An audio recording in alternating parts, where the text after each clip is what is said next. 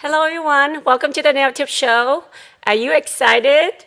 I am so pumped up right now. I can't wait to share all these techniques with you guys.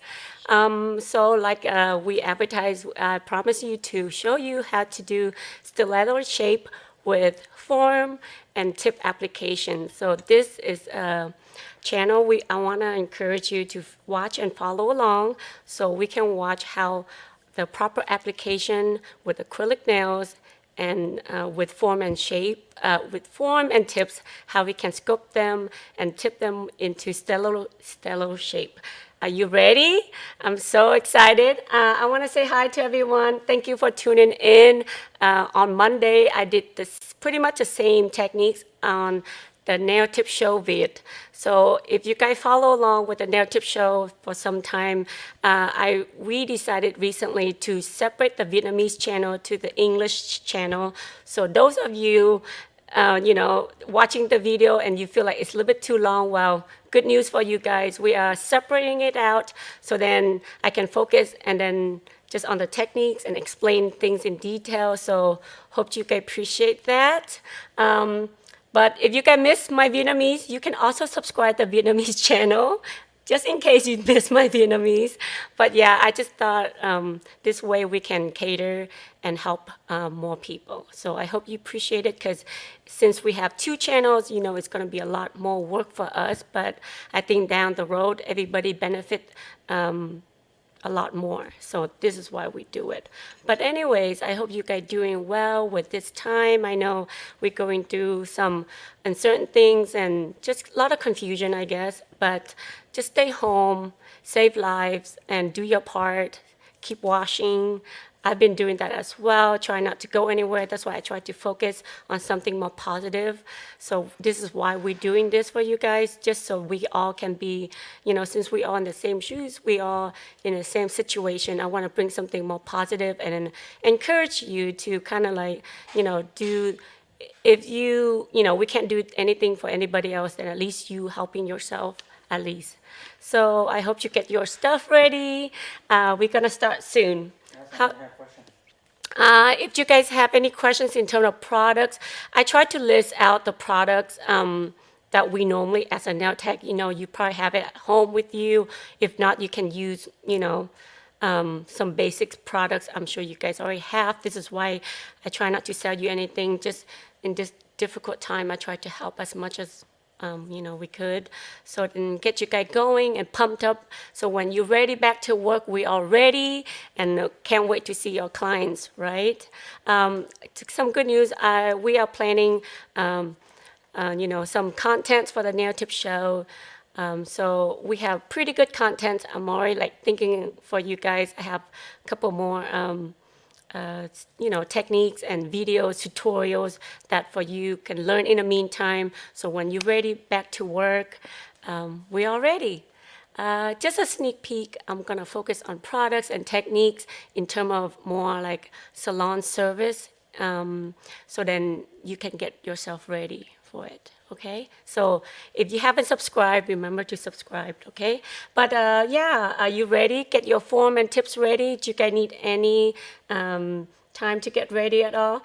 Thank you so much for tuning in. I'm excited. Anyways, just so to get you guys ready, if you don't have, a model or someone you can practice on, then it's best to practice on yourself. So let me get my stuff ready here. Hi, Karen. Hi, Kelly. Hi. Oh my God. Hi. Hi, Lee. How are you? And thank you for all tuning in. I can't wait to share this with you. So I'm going to get my liquid ready.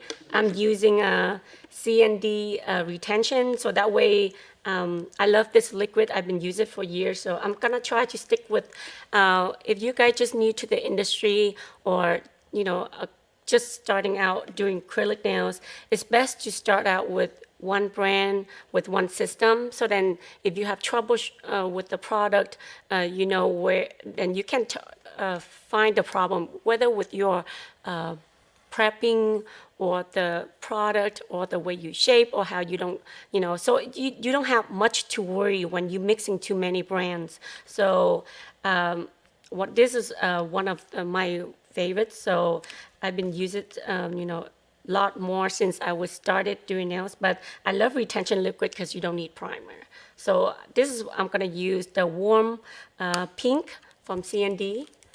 See?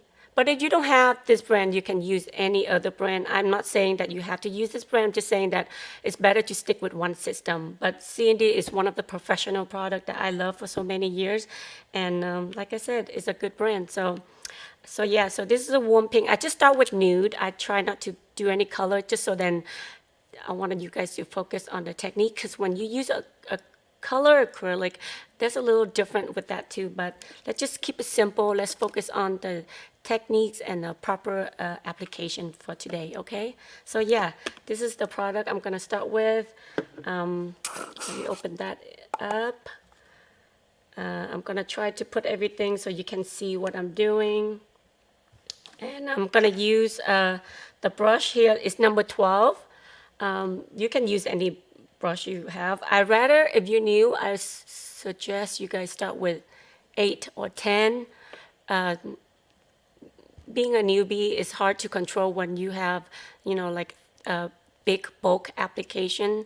So try to keep it maybe 10. If you can't have 8, you stick with 10. Then slowly learn the proper technique first, how to lay down the product, picking up the consistency of a product, then you can move up. But yeah, so today I'm using number 10 because I feel like I try to help you guys learning not just the application. So I'm gonna do a little bit longer than I normally would do, but that way you can see my application. So then you can see how I brushed the product down, pat it down, press it down, and blending it. So I'm gonna slightly do it longer. But before we start off, I did a demo. I wear this set because purposely I want to show you that whether you do sculpting or tips, it's all about the application and how you pick out products. Meaning, if you look at my hand right here, I have a set of stiletto shape, of course, but 3 of these are sculpting, okay? I was gonna do 2 and 2, but I got carried away and then I forgot, but by the time I get to my pinky, I did the tip. But on top of this view, you can't tell which one is tip and which one is sculpting. The reason is that is how you apply the products, how you pick out your tips, how you lay out your forms, and how you apply the acrylic and shape them. So there's a variation of what you do to it to achieve similar look. But I want to show you that it can be done if you do it right and with the proper techniques and take the time to improve your craft as well. But don't you like it? Aren't you excited? Yeah, I love this because, like I said, whether you want to start with tip first or, and then later you want to move on sculpting, you can achieve, I would say, very close. Can you tell the difference? Like I said, I show you now. But the back, this is where it gives away, is the back. If you look closely, the sculpting, it has more like a C curve. Yeah, and the tip, even though I pick a very good tip, it has a really good C curve to it. I will show you the tip later, what I'm gonna use, but just so you understand, it's the tip that you picked out, how you use it too. So there, but if you look closely, the tip doesn't have as much a C curve as the sculpting one. So this is what we're gonna share today, okay?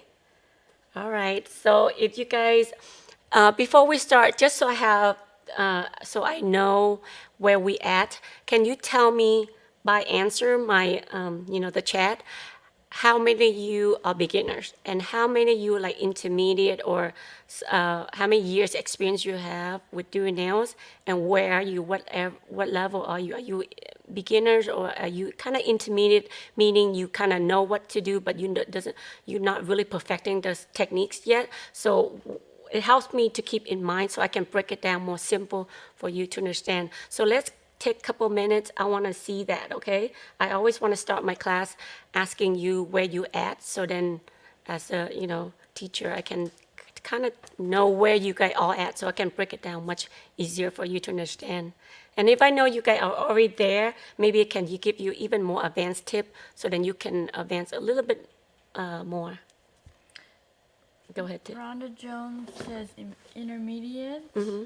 Valerie Simon says she's been doing it for 10 years. Jasmine Williams is also intermediate. Karen Berryman has done it for 4 years. There's more intermediates.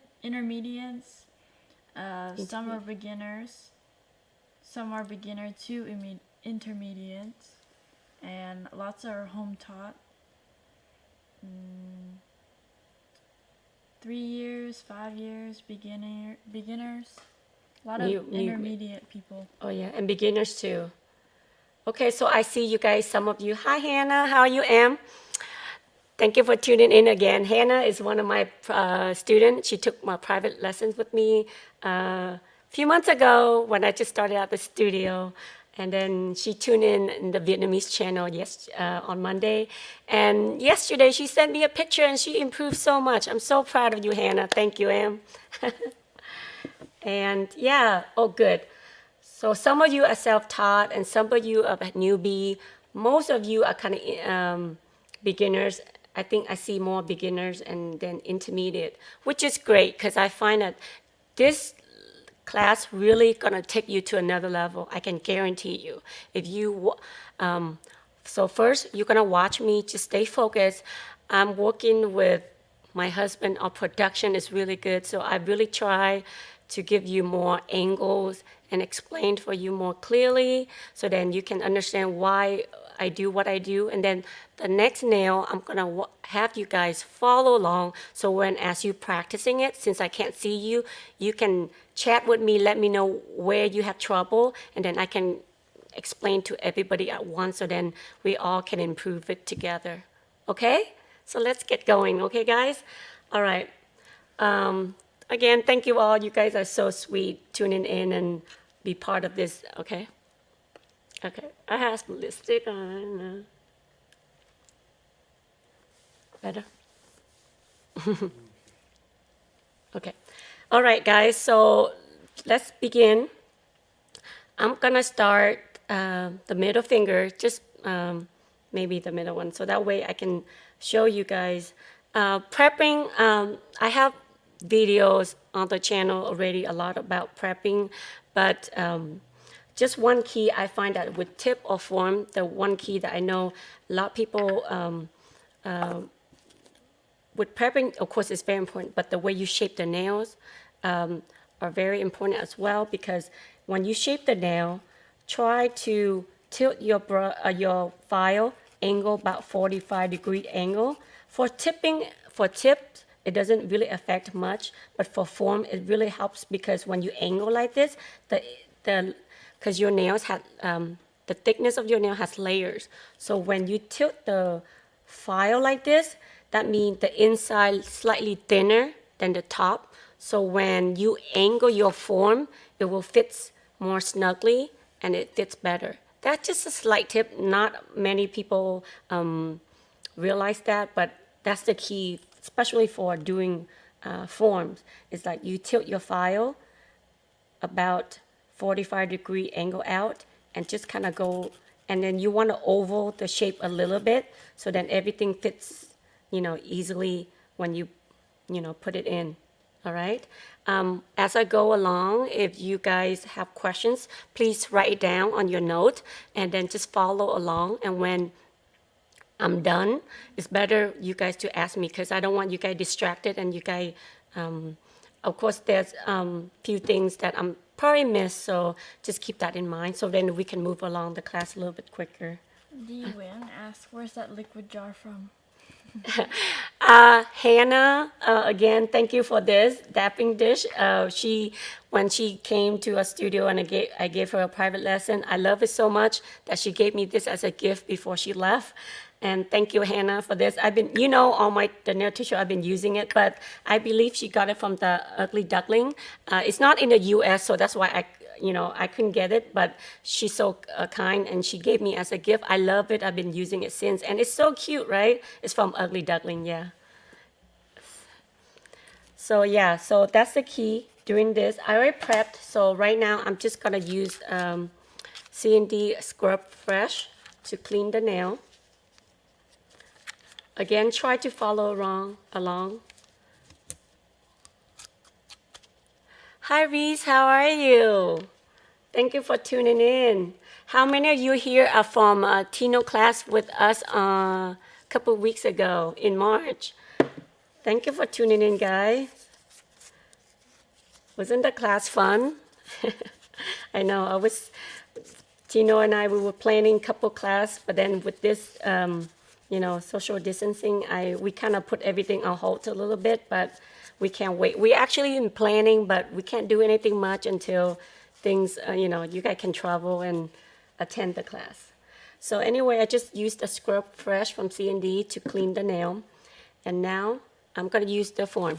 Okay. Catherine Wilson asked, which acrylic color did you use on your sculpted nails you showed? I like the color. This one is, I don't have the product with me, but I'm using for I kind of mixed two colors, but if you want, I can show you. Is the top, one is from Koopa, and another one on top is from Tony Lee. I kind of, yeah, but it's kind of like the off-white look. If you don't have the off-white look, then you just mix your clear with the white and kind of the ratio of either 50-50 or 60-40 of if you want it more white or you want it more like a sheer transparent look. So just I kind of mix my own sometimes if I couldn't find the right consistency with the product. And I just use mattes, yeah. Okay, so with the sculpting form, let's start with this. When you do a form, I'm gonna tear this off. The form, when you bind the right form is very important because it helps your job so much easier, especially at beginners. Try to buy the form which has a lot of information, lines and shape. The more lines you have, it's easier for you to follow the guideline of it. Because if you don't have much line, it's harder. So this form, the reason I use it, because I love it because it's thick. It also has a lot of information in here that I can use, whether I use for stiletto, almond, or salon length or extreme, nails. I can use this in one form. Yeah, so when you buy forms, watch out for that. Make sure you have a lot of guidelines. I have seen forms that even had more details into this, which is the more the better in a way, because as beginners, you need that guideline to help you. Because for me, now I can use any form and make the best out of it. If I don't have, the best form around, then I can use anything I want because, the techniques are there. I know what to do, but for beginners, watch out for that. So, okay, for today, I'm just, usually for the form, I always tear that sticker part off and lay in the back, just so then I have reinforced a strength when I pinch the C curve. Especially when you do a long nail, you need that strength, okay? For today, I'm gonna keep it a little bit long just so I can show you how I use it, but you don't have to leave it this long. You know what? Let's tear it, okay.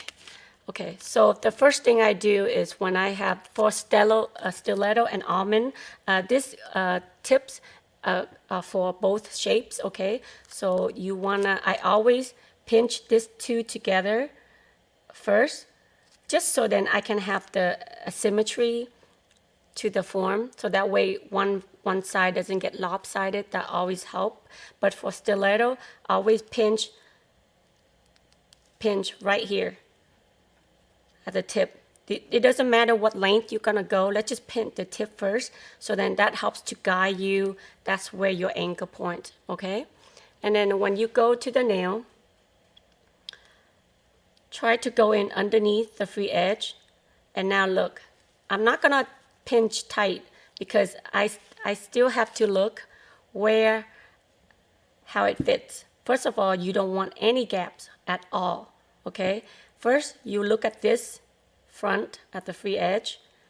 Good, that I don't have any gaps. But the key here, most important key here, is the sides. You see both sides? I have gaps.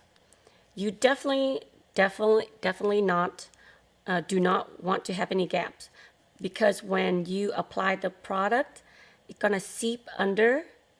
The product's gonna seep under it, and then if you can, even though you shape it nicely, you still have product underneath, and then when you let's say your client come home and about maybe 3 to 5 days, the growth start to come out, and they feel it, and they're gonna pick at it, and that's where you have lifting and all that problems.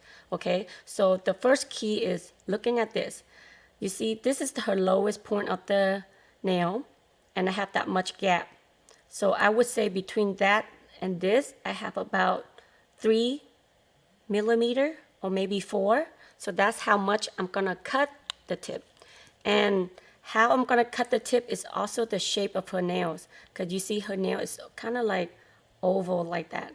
If the person more square, then you need to tailor your form more square.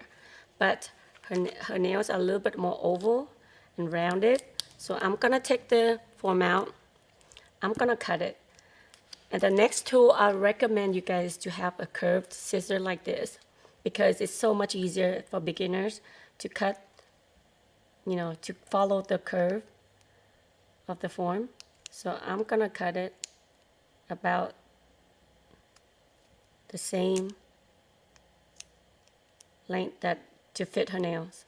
Okay, so that's how I tailor my form. And now I'm gonna go back and size it again. Okay, you see the different now? Can you guys see the different? If you guys see it, just says yes, so I know you guys seeing it.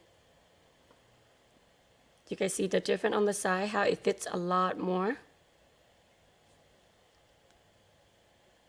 You see how it fits tightly? Because you have to learn to fit like that, okay? All right, so now when I fit that tightly, you know how I fit it already. Now I have to, with stiletto and almond, your form is always slightly downwards.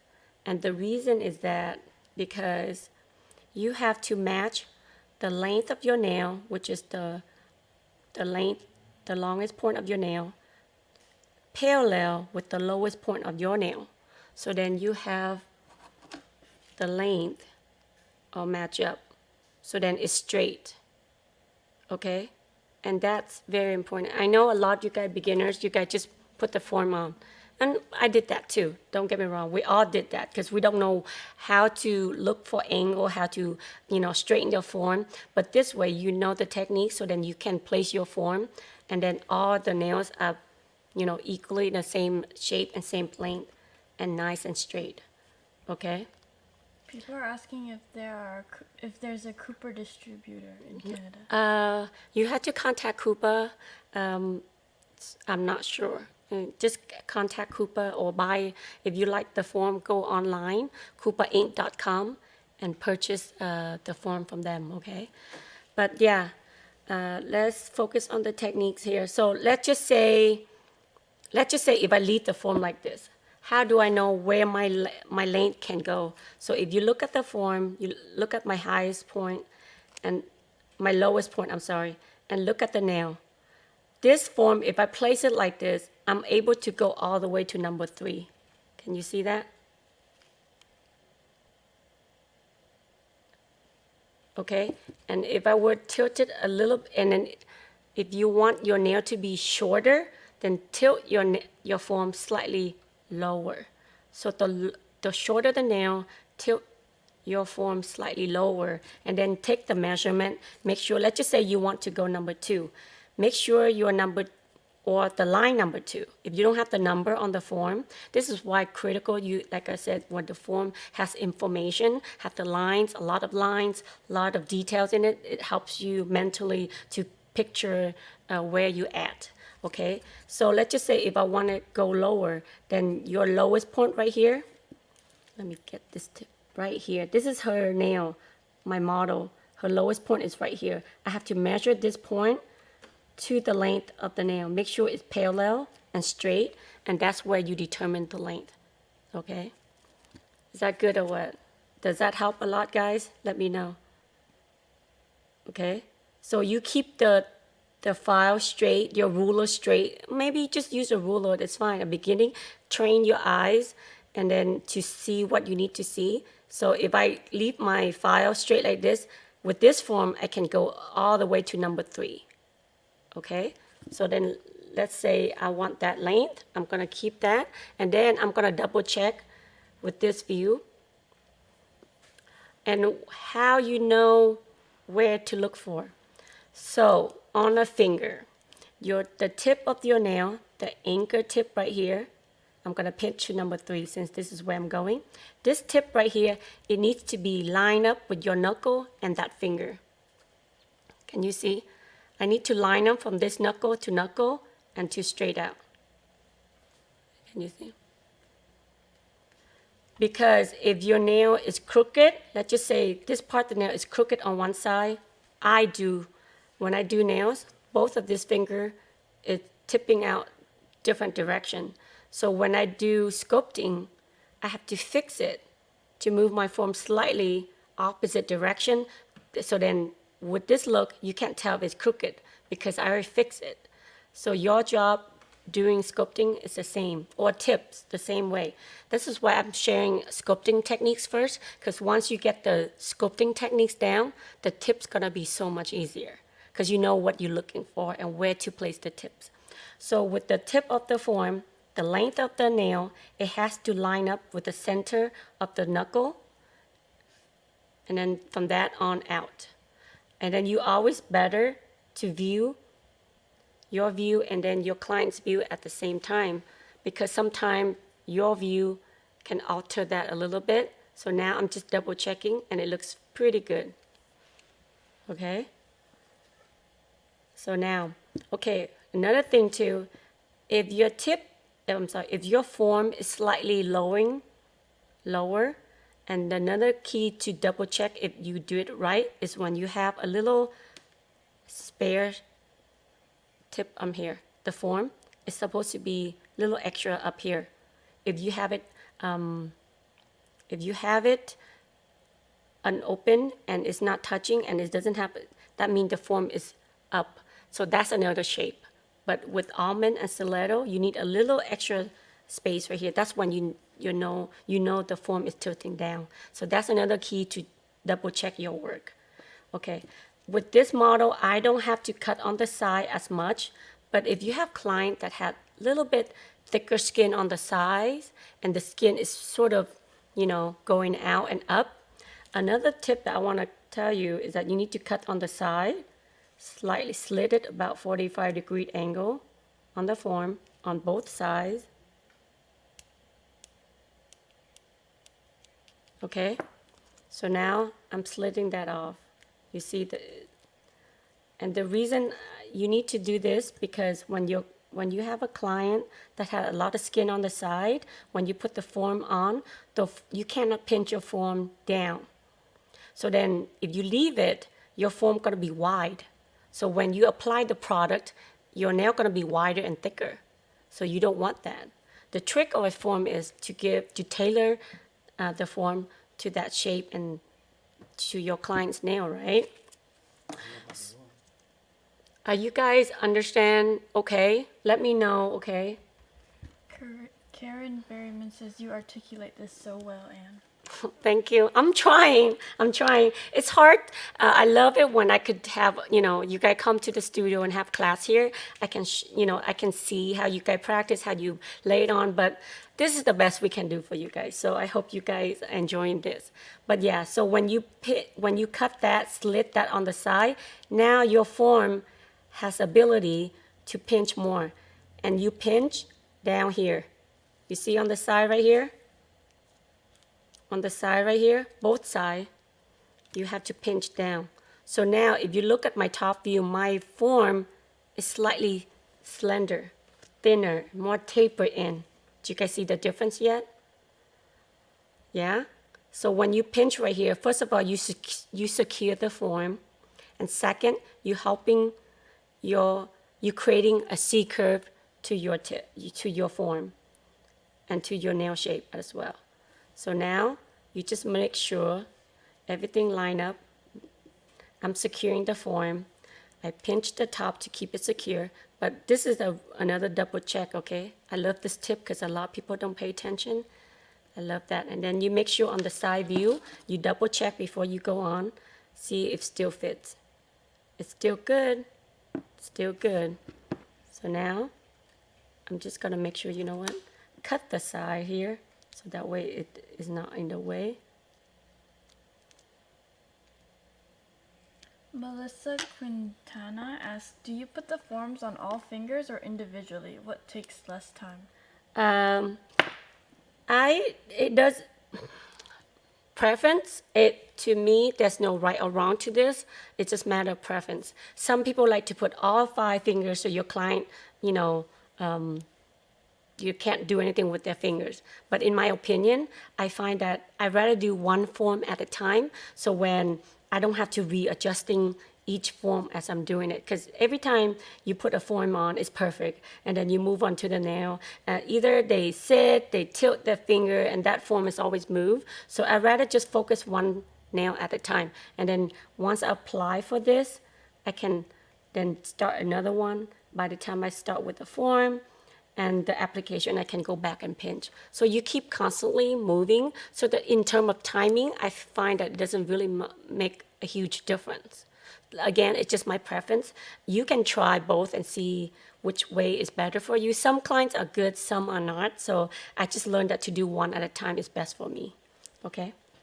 But you can see, like I said, is that good? Okay, now, before we move on, you guys have any questions on the form? Any questions, Gun? Okay. All right, so now let's double check. You see the front view, we don't have gaps, okay? The side view looks good. Everything nice and snug and no gaps, everything. So let's begin, okay, you guys? So I'm gonna take my powder and liquid.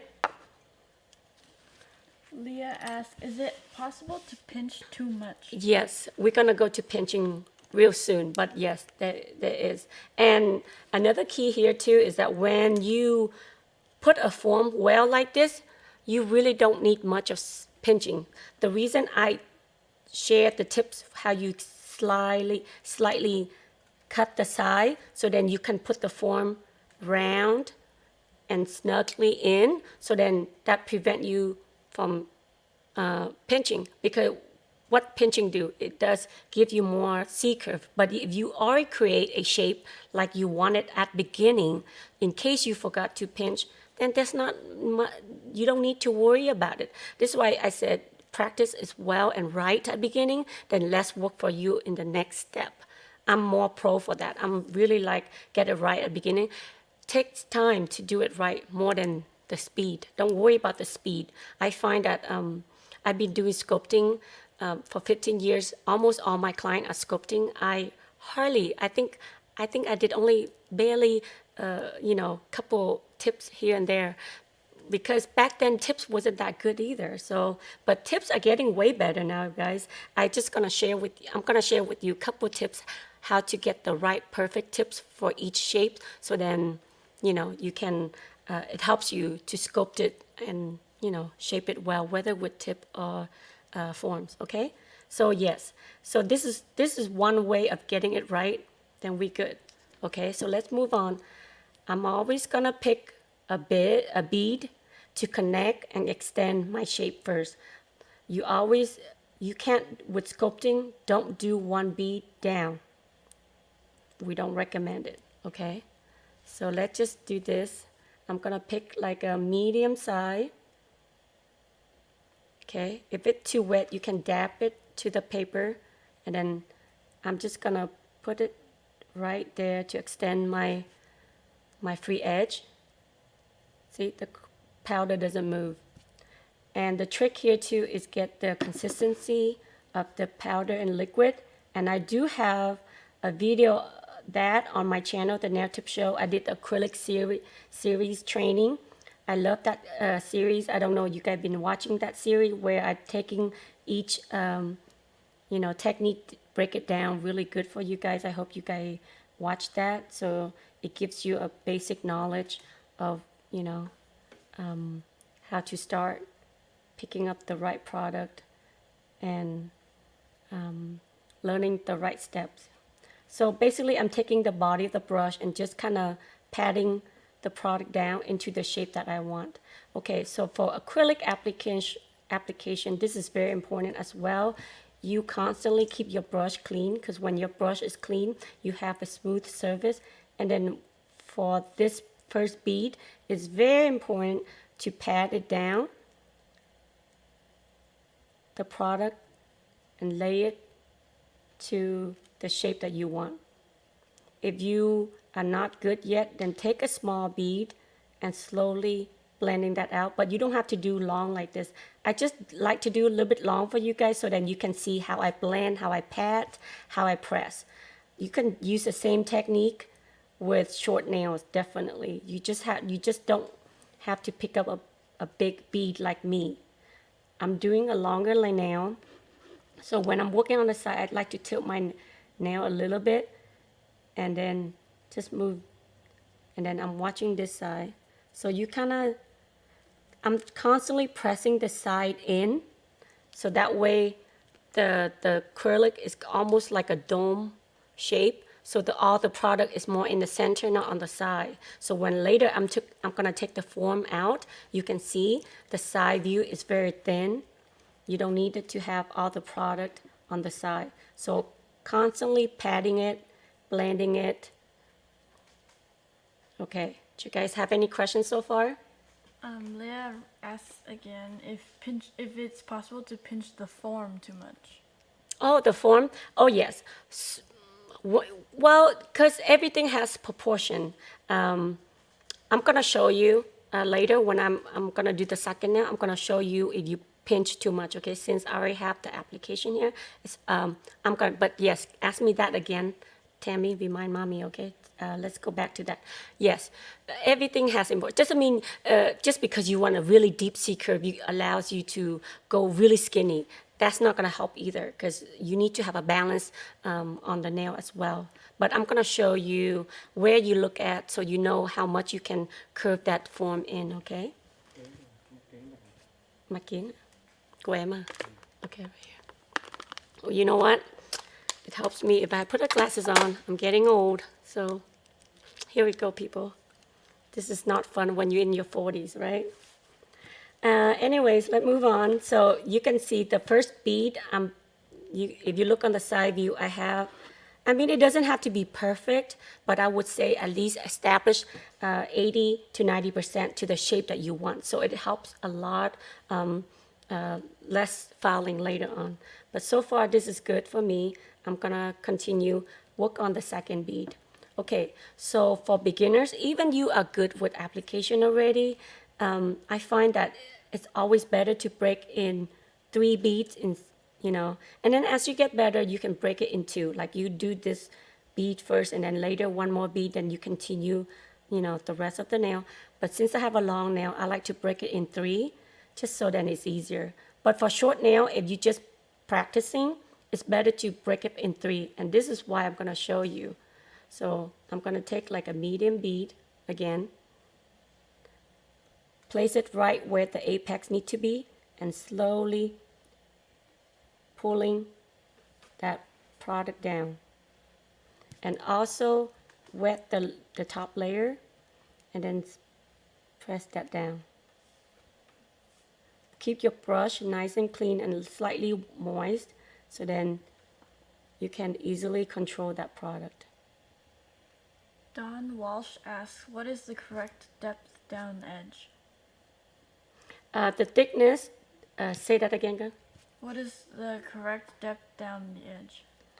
The edge of the sides, it needs to be like a credit card thick. So keep that in mind when you build our nail. I can, if you want to stay longer, I can dissect and taking my nail shorter and shorter, you can see the length of the nail. But if you follow this guideline, everything gonna be in the right place later on. Trust me. Trust the process. It's really good. So if you do, that's why I said it's very crucial that you guys do each step well, so then everything will take care of itself. So, see, like I said, you don't have to have 100% perfectly, but you need to at least have the shape and the powder nice and smooth, at least 80 to 90% the way you want it, okay? Okay, so you guys like that already? So now with the next bead, I'm gonna take slightly smaller bead and apply it to the cuticle. Leave it there for like 3 seconds and start releasing. You see how I'm releasing it without running. And then I'm clean my brush. I always take the side in a little bit, clean the brush, and then use the tip. Again, wet your acrylic. Because when you wet your powder, I mean your acrylic, it gives you a nice smooth platform to work and blend that product in. Okay, how'd you guys like that so far? And then I'm just basically clean my brush and then clean the side if I need to. Okay, now this is where you need to look a different direction to see if you have product where you want it. Let me look on this. So this, because this nail is slightly long, I have to have a better apex. I don't have enough yet. So this is where you need to look on the side and look and see where I need the apex. The apex is always the lower third of the nail, almost where the stress area, the lowest point, usually is around there and in the center. So this is where I'm gonna add a little bit right there to build my apex, okay? And then I'm just gonna slightly blend that, and then just use the brush and patting that in.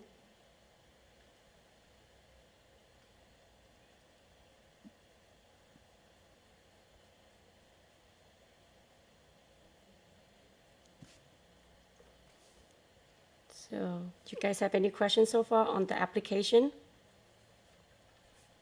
Melissa asks, what do you recommend if you get acrylic on the side walls? And can you show us later how to file some off? Yes. Try the key is really is the application. When you do, that's why I always tell you when you start beginning, try not to use a big brush, because when you have a big brush, you have a lot of liquid, so chances are you taking a lot of powder and you can't control it yet, you get runny. I say focus on a smaller bead, even if you had to take 2, 3 more beads to build the side and the cuticle area, do so, because the more you learn how to blend each step, then it's easier for you to control. But if you take too much and then you don't know, that's why it gets all over area. See, that's why I constantly clean my brush and go back and clean the side. The first thing when I lay down the product, as soon as I pat it down, I go back and clean the sides right away, because while that product is still wet, I can clean it and wipe that off. So that way, you know, the side and the cuticle area is the most sensitive area. Your clients will not be happy if you keep that area, keep rubbing it, keep filing it, keep shaping it. They're not going to be happy. So try to avoid it if you can. And while you're on that, Bianca Gonzalez asks what brush that is, and she might have come in late, that's fine. Oh, this is just number 12 brush. Okay, number 12 brush. Okay, so let me double check and let me see if I'm ready to pinch. Look at this nail, I might need a slightly more, just right at the center. And maybe at the tip.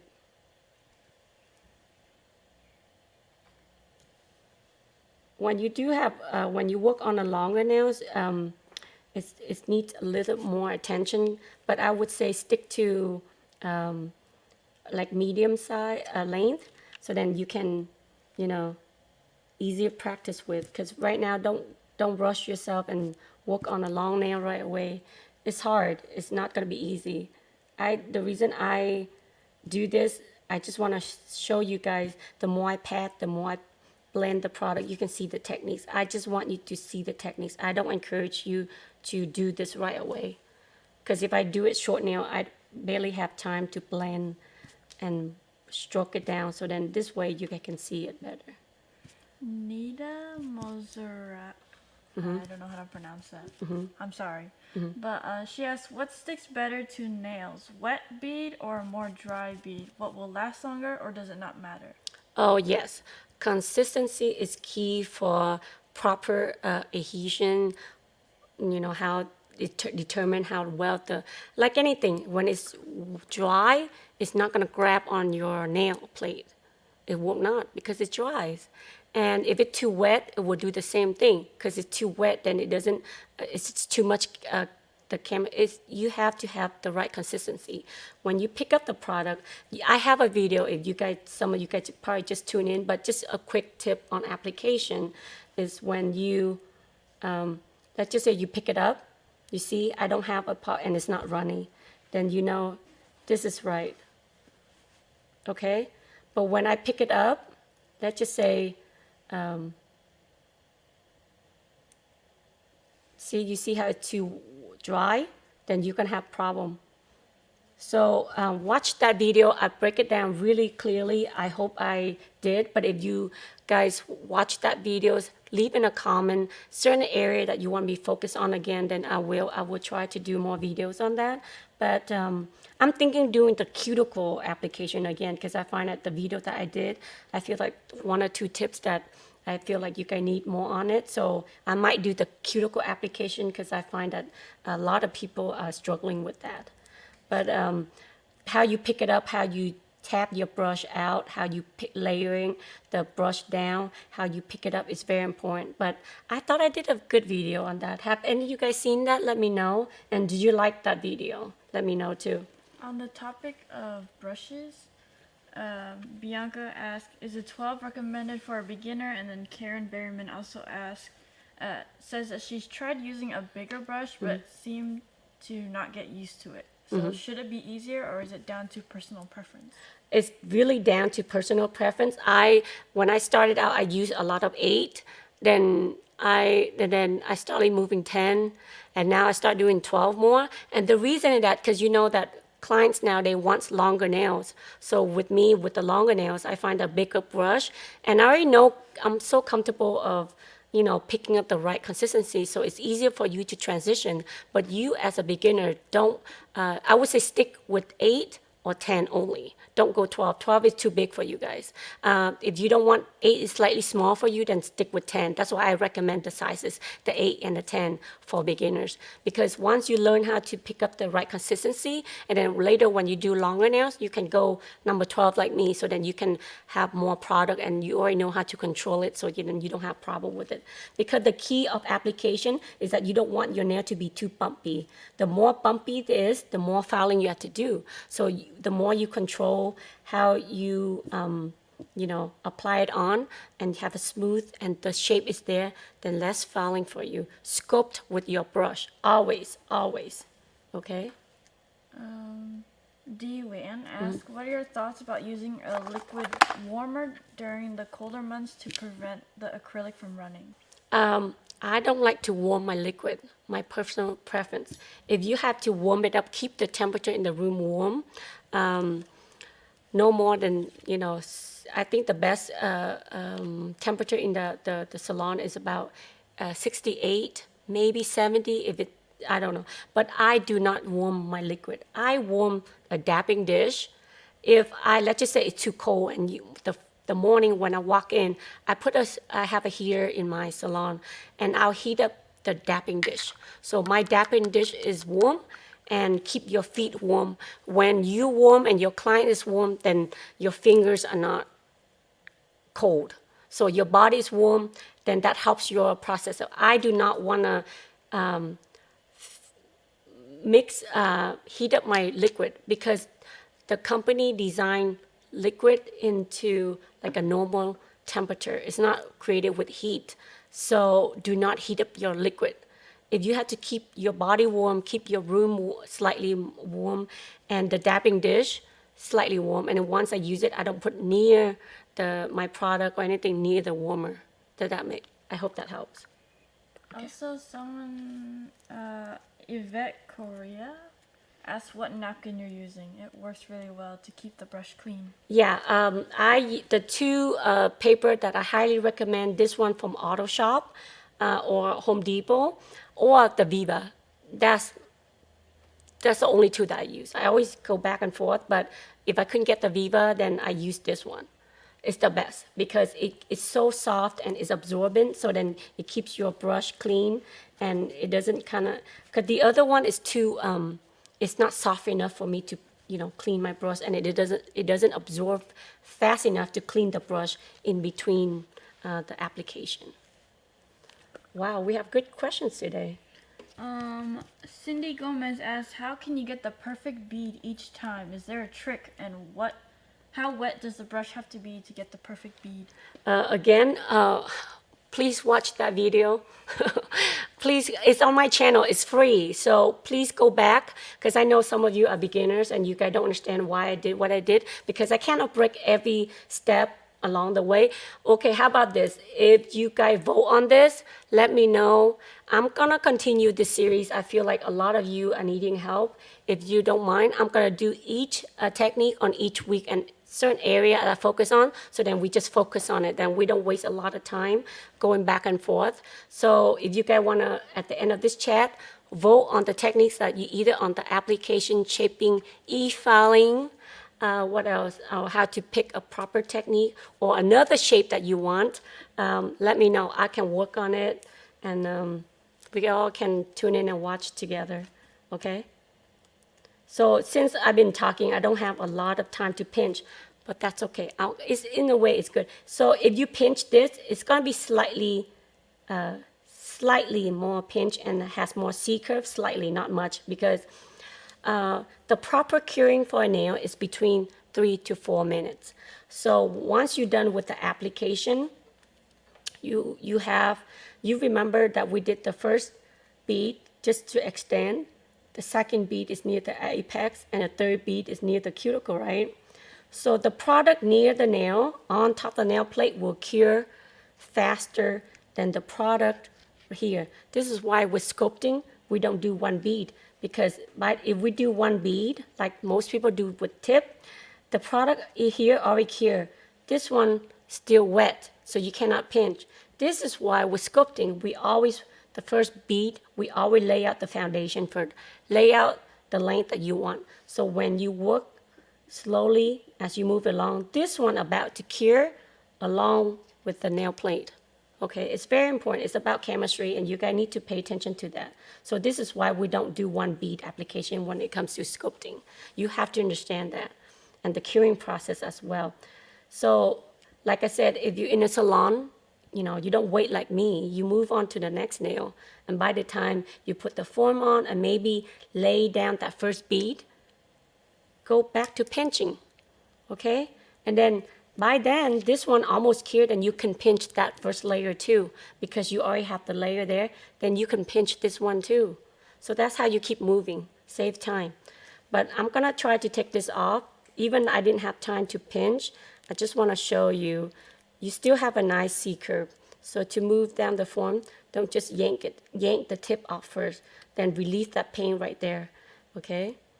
And take the form off. I'm gonna show you right away without shaping, see if I did it right. Hopefully I did it right.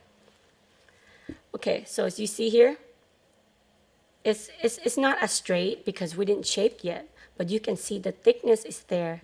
It's not bulky. So that's another way to check too. Yeah? Okay, let me file that real quick. Even though I'm done with this, I'm gonna show you real quick so you can see how the application works. So let me,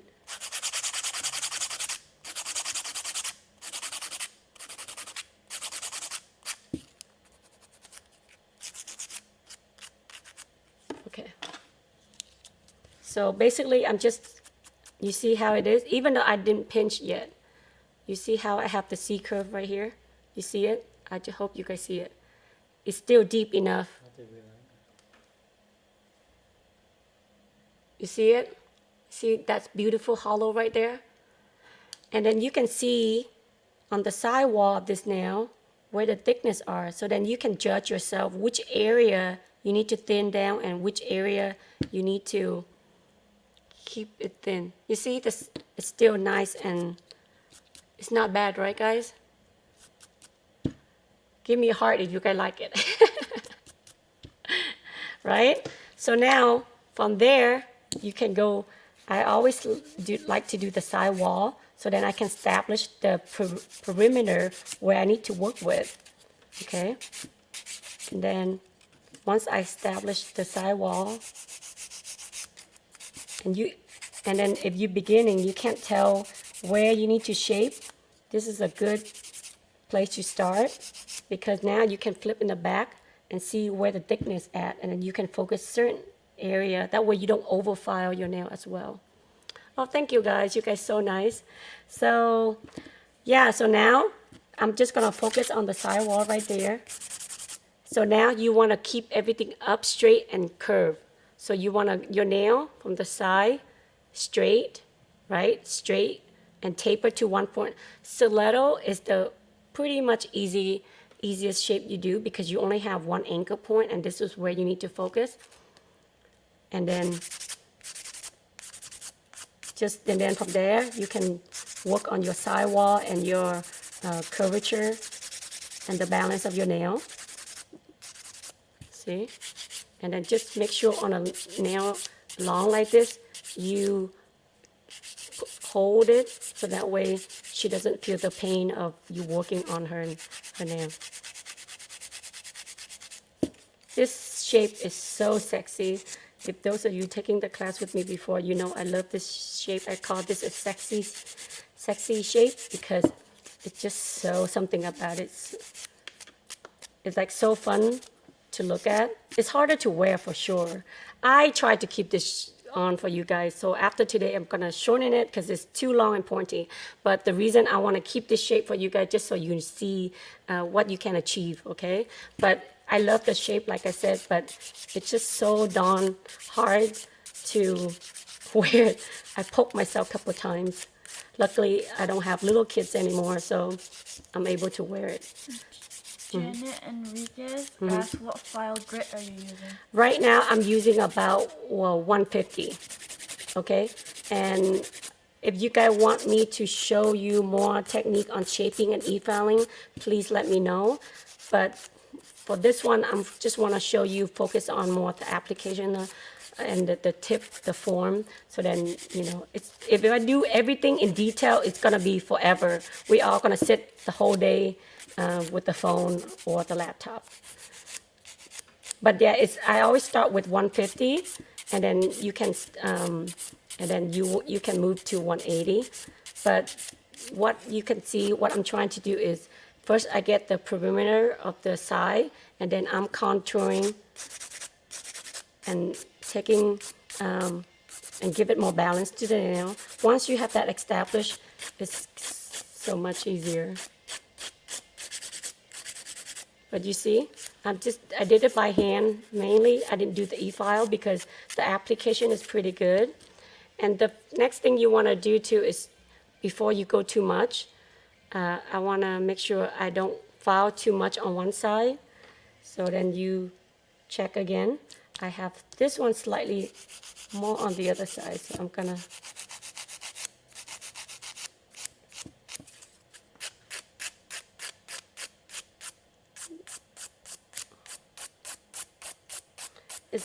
are you guys out there? Do you guys need on e-file e-file techniques, like shaping technique? Let me know, okay? I don't usually try to shape the cuticle much. When I do this, I mainly work from the apex down because this cuticle area, I can, but I like to do it with the e-file because it allows me to get closer. And because the application that I have, I don't need a lot of work contouring the cuticle, so I'm going to do that with the e-file. I find that much quicker. But for the filing, I just feel like sometimes I'm in a hurry. If I'm not careful, I might hit that area. I just don't like to. I just mainly focus on the side, okay?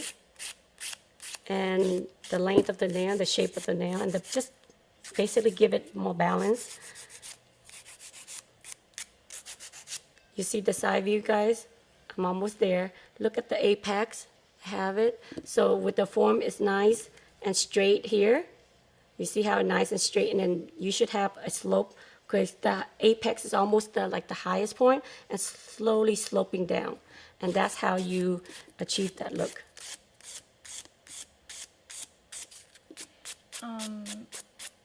Karen Berryman says, so the very tip of the extension edge doesn't require any filing or buffing then, because you shaped it with the sculpting brush? Yes, because see, if I did enough, if you like look at back here, see now, you see how it's more, you see it? Now I shape it, look, see how more even that is. Versus at the beginning, it wasn't even. And the thickness should be about credit card thickness. That's all you need. You don't want thicker and you don't want it thinner. So keep in mind, that's why I said when you sculpt with the brush, pat the product more towards the center so then it's nice. With the tip, I barely have any, I put it down just enough. It's all about the application. But oh, I love the C-curve, guys. I'm in love with the C-curve. This is why I love sculpting from day one when I start doing nails. I started doing nails in the year of a little bit after 9/11. And I didn't like to do acrylic beginning because I just hate how the tip look. It's all curved down, it's sloped it, and it's thick and it's heavy. I didn't like it, but I was a hand model for a competition for the lady I was working for. Her name is Lena Hayes. She's my mentor.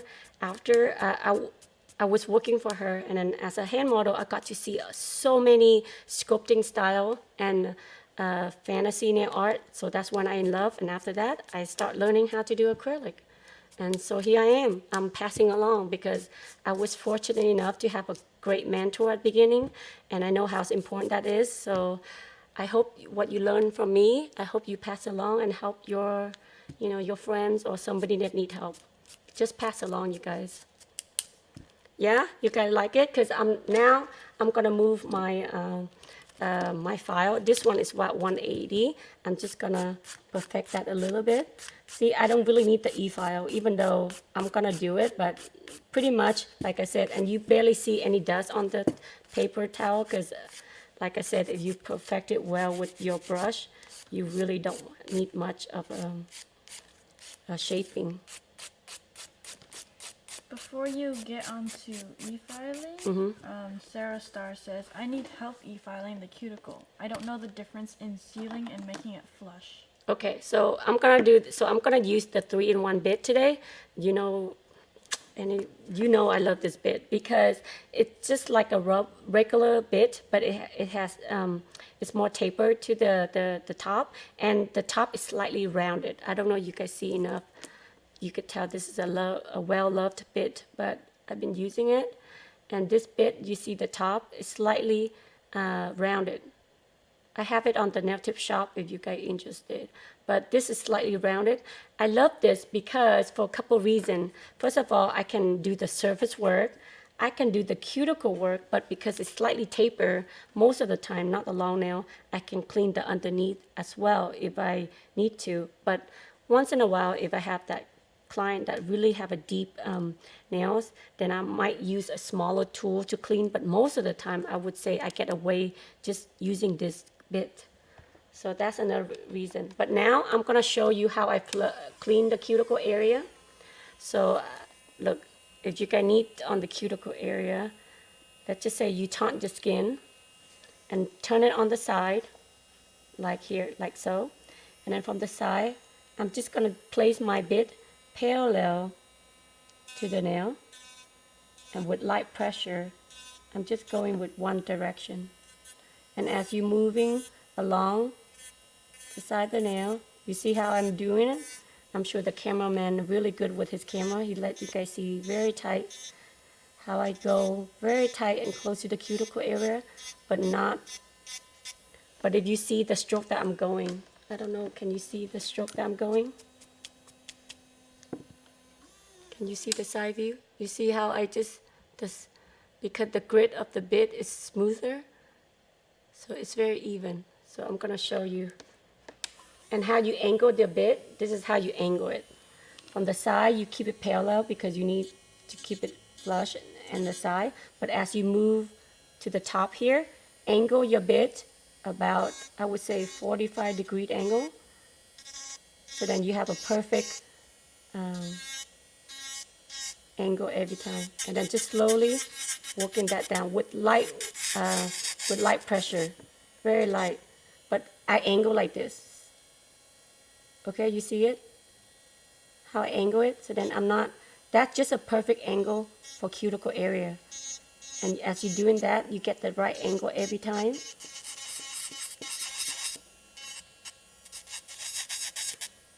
And the side. And this one I blended really nicely, slightly. Esther Vaca asks, what's the speed on your e-file? I'm not changing it. I don't know if you can see it. It's about, I would say half is 15. This is between 20,000 RPM, maybe 22,000 RPM, 20. I would say at least stick with 20 when you do surface work. And if you need, for those of you who are just new, the cuticle area, stick with 18 at least, because you need a little speed to work. Okay. So you see it? Okay, now the next trick that I'm going to show you, you don't have to have it perfect with this e-file bit, carbide bit here, because you understand that I don't do a lot of shaping around the cuticle area because the application, okay? But if you do, then like I said, it's just how you angle and just keep going the same direction. As you're moving along, tilt the nail so you can see where your bit and your eyes can see where the skin at, so you don't hurting your cuticle, hurting your client. You see, I keep turning my client, and as I'm moving along, I do it very gently. I do it very gently because I don't need to move a fast direction, even though let the e-file do the work for you, okay? And then I'm gonna change the bit into the sanding band. And I'm using this low sole manual, so then I can easily take in and out without any pressure or any force. So then always clean your bit. And this time I'm able to go even closer to the cuticle because with this sanding band, it's nice. With the speed of about 7 or 8,000 RPM. And now I'm able to go even closer because this bit, it doesn't cut my client. Look at this. I'm doing this. Look at her. She's not in pain. She's not hurting. And I'm able to go. So this is why you can refine your cuticle area with this sanding band. And you don't want to do too much because you don't want to have rings of fire, okay? But don't tilt it really like this. Keep it almost parallel, but slightly tilt it down. I would say about 45-degree angle. And then now all I do is buffing the nail out and blend and make that cuticle flush. See how I angle it? I angle my sanding band like this, so then the cuticle area is nice and flush and contour. And now, I'm looking as I'm turning. If I'm doing a little bit more on this side, then you need to go back and perfect this side. So try to balance both sides out, and then look. Because as you're shaping, you can tell if you have harsh line, and this is one way of feeling it and seeing it. And then look on the side view. I always see how I slowly blending that cuticle and everything out. You want everything nice and smooth and flush.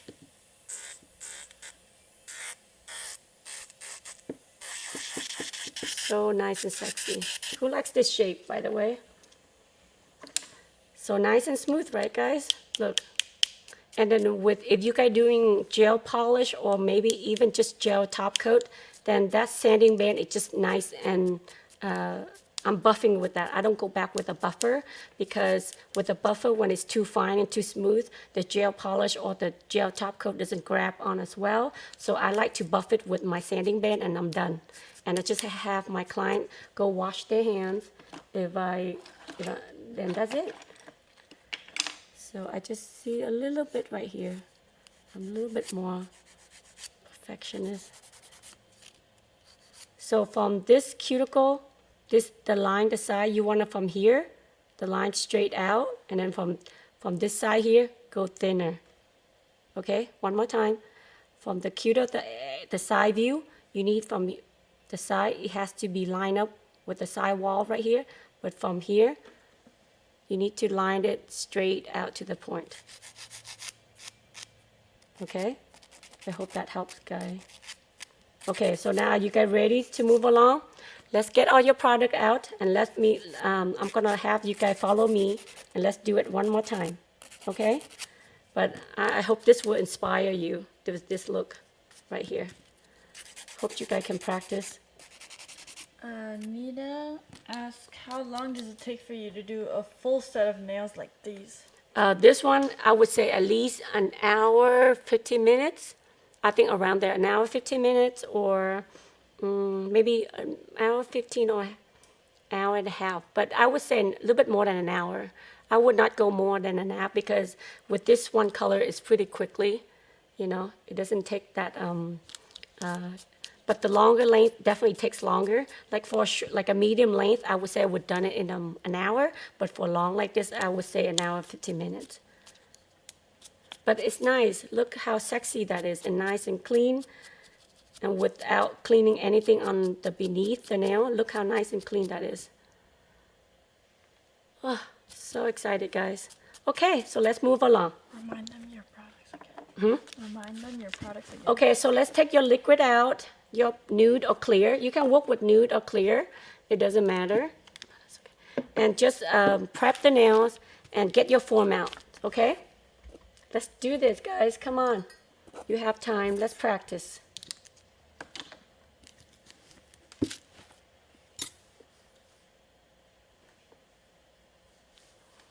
Let's practice, okay? All right. Also, Taylor Thomas asks, is your monomers a strong odor? Because it's hard for me to find a monomer. With monomer, I'm working with the EMA, which is most professional line, is with the EMA product, monomer. So I have worked with C&D, I use Coupa, I use Entity, Harmony, even Young Nail. All the professional lines are EMA product. And it does have a little, I'm not gonna lie, it does have a little, smell to it, but it's a lot better than MMA. You just have to deal with that. At work, I usually wear a mask myself. It's just because I'm doing the show. Sometimes I do the channel. I'm doing show for you guys, so I don't wear it because then you guys can barely hear what I'm saying. But in a salon, I highly recommend you guys wear a mask. So now with this kind of situation, my client doesn't feel weird I wear the mask because they know I've been wearing it for years now, so they just get used to it. So that's another tip. So here, let's do it again. Let's put the form, the sticker back. Let's just do slow. Okay. If I'm going a little too fast, let me know. Also, don't forget about the pinching when you do the Oh, form. yeah. I'm going to show you the pinching part. Definitely. That's a good one. So let's pinch these two ends together. You see, when this one, it gives you a nice balance to the form, right? And depends on the form. Let's just pinch the tip as well. So then you have an anchor point. Like I said, you don't go long on me, like me. Just, you can go half of the length. That's fine. Don't worry about it. The key is just trying to perfect the techniques down first. Okay? So I usually pinching just the tip.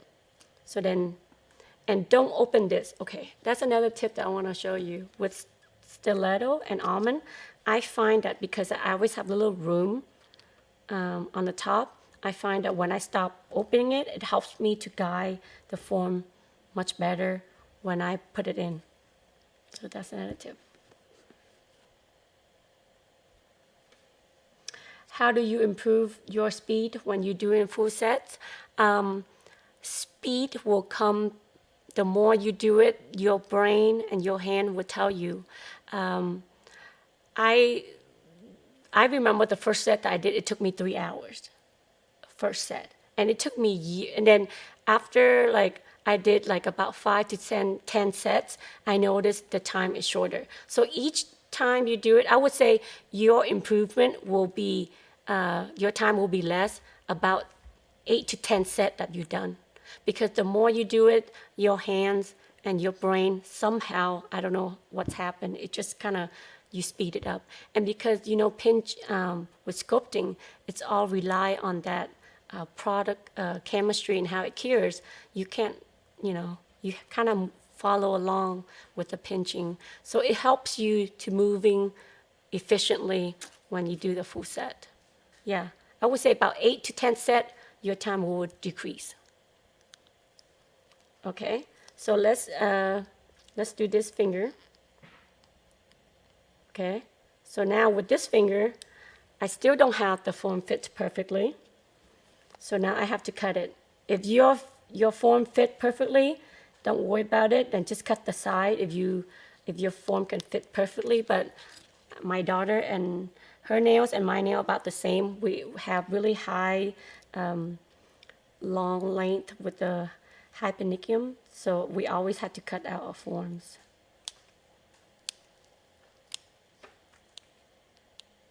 Yeah, don't force your form to fit into your client's nail, okay, you guys? When you do that, your client will feel the pain, because that form sitting there for at least, at least half an hour or 15 minutes. So the form, it create pressure and it's really painful. So make sure, you don't force your form to fit the client's nail. Tailor the form. Okay? Let's see. All right. And make sure your client sit your hand. That's another thing I want to show you, honey. Can you show the hand? From the elbow down, when you fit the form, make sure your elbow, from the elbow down, their hand straight. That's how you can see that finger straight too. Just when you fit the form, okay? Once you have the form in tight and snug, she can tilt the arm a little bit, but when you fit in the form from the elbow down, just make sure the hand is straight. Okay, this fit a little bit good, but I'm gonna cut slightly more.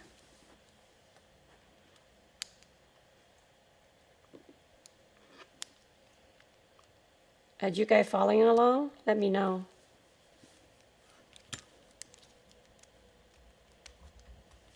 Are you doing it? Let me know you guys doing it. If you just want to watch it again, I can speed it up a little quicker. So now it fits perfectly.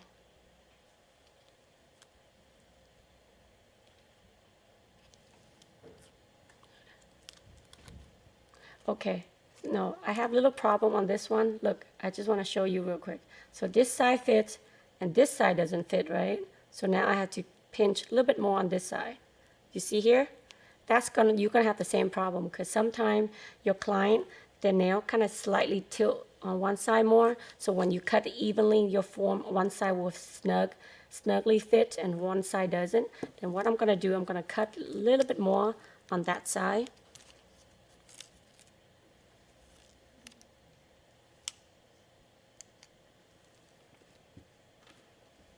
Form fitting is really fun. I know you guys right now starting, you guys don't know where to look for, but once you have it, you know.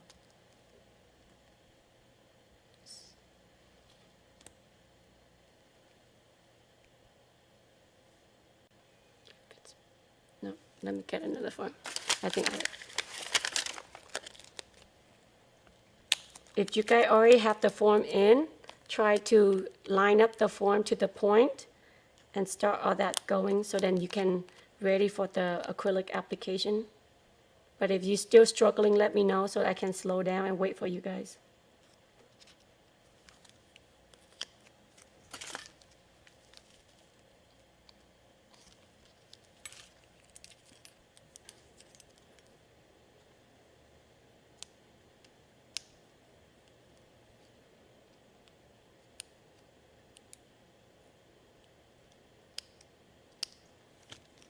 You guys, it's challenging. Yeah, I know. It's not easy, but hopefully the tips that I give you, hopefully you can speed it up a little bit better. Okay, so that looks good. Okay, so let's see. So now you measure on the side from the lowest point of the nail to the length that you want. Is it lined up straight? Does it line up straight? Okay, so I'm gonna stick to the same length, okay? But you don't have to, like I said, you don't have to.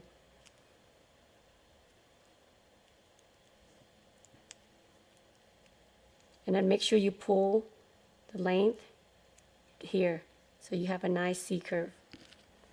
I'm gonna slit the side even though I don't need to. I just wanna help you guys do it at the same time. And then you guys moving along, if you have any questions, please don't hesitate to ask. Okay, this is rare where you have a channel like this where you can follow along and watch and do at the same time. I want you guys to take advantage of it.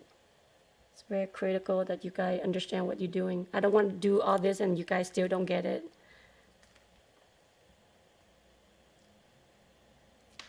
I hope by the end of the year, every nail tech should do sculpting. You can charge more with sculpting too, you know. Nicole Charisma says the form seems more time consuming. Yeah, at first. I have to admit that at first. But something about it, when you do it well and you do it right, is so rewarding. It's a challenge. Maybe start with tip first. When you first learning how to do acrylic in a salon, start with tip.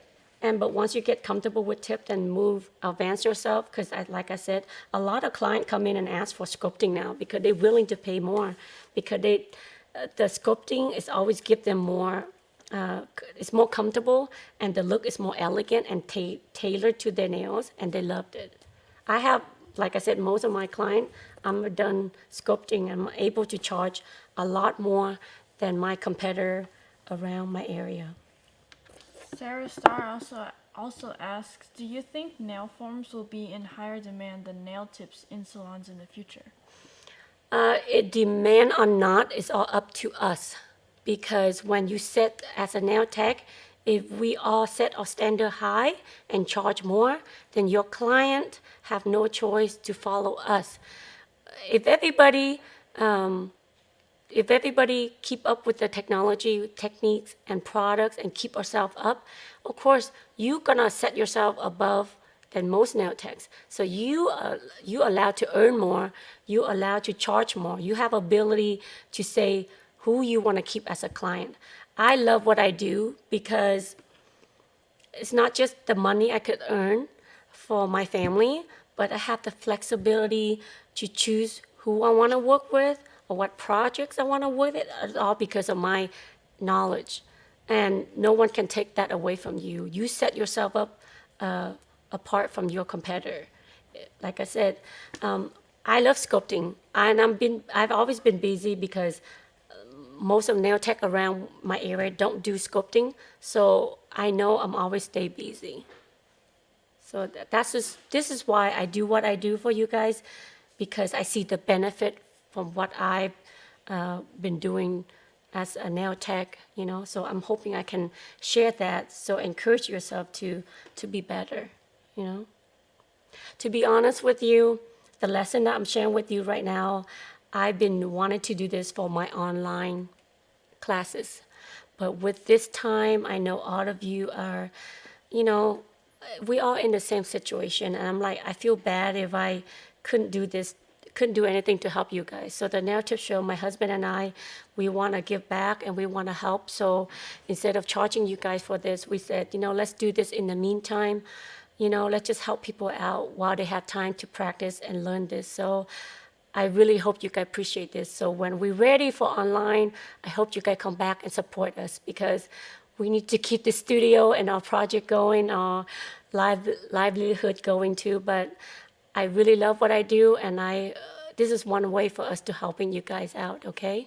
In the meantime, we can get through this, you guys. Just keep it a few more weeks, you know. Keep staying at home, practice, be positive. Do anything you can to help each other or help your neighbor, or even just helping your family. This is good. So you guys ready? Okay, let's do the first application, okay? Remember, check if you have a little space, make sure everything is lined up, make sure everything is straight, check your view, everything is nice and straight, no gaps, okay? Those are all the key points that you guys need to check. Okay. Okay, so let's do with the first bead application. So if you have a shorter nail, you don't have to extend them as long. Okay, first bead. This is how you know your product is a good consistency because it's not running and you still have time to play with it. That's the key right there, is when you have the bead on, it's not running, but it's still flexible enough for you to play with. That is the perfect consistency. And it's gonna take some time, okay? Don't rush, just practice. Take the body of the brush, push all the product to the center, but then at the same time, patting it to the shape that you want. Look at my angle of the brush. I'm keep patting on the side. If I pat this side 3 times, make sure you pat this side 3 times. So that's how you get an even point too. There's a lot of tips here, you guys. I hope you guys really take this advantage of this and advance yourself. I really want you guys to be better. So keep patting it in. Keep patting it in.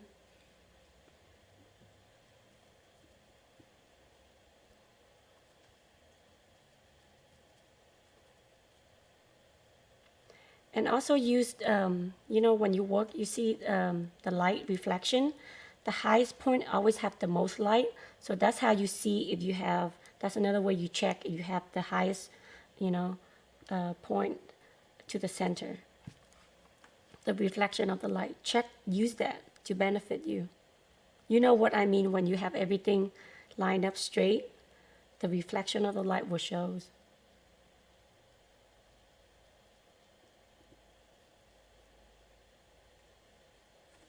I can't wait for us to go back to do on the classes here in the studio.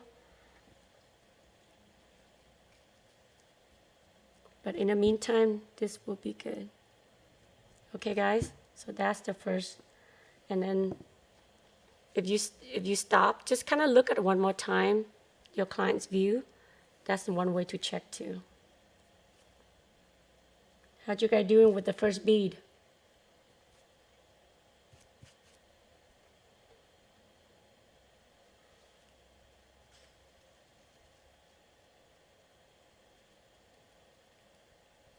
Okay.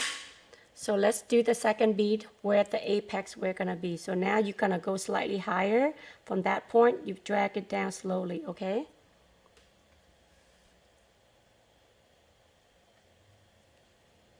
So here I'll play it down and I'll start to release. See, it's not running. Now I'm just gonna press it down. Press it down and then pulling that acrylic. Make sure you wet your surface so then you can easily blend all that down.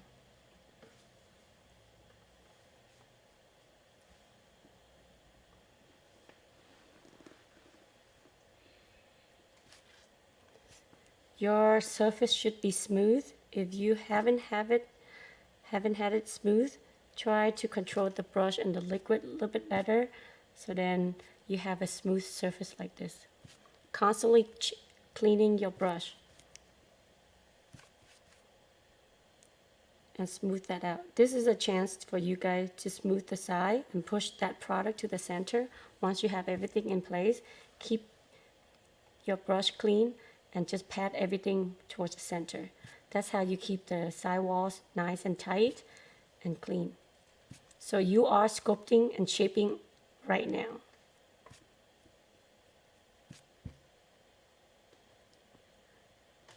Anybody? Good. Anybody have questions?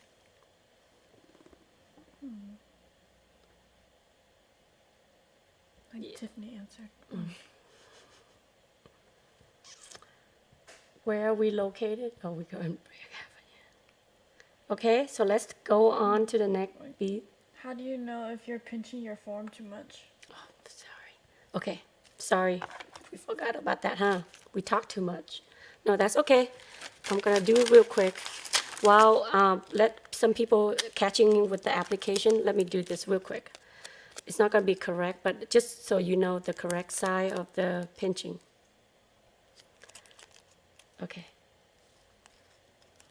Okay, so if you guys, okay, let's look. Let's just pretend everything is nice and snug, okay? Because we're not gonna worry the side wall right now. Okay. Okay, once you do this,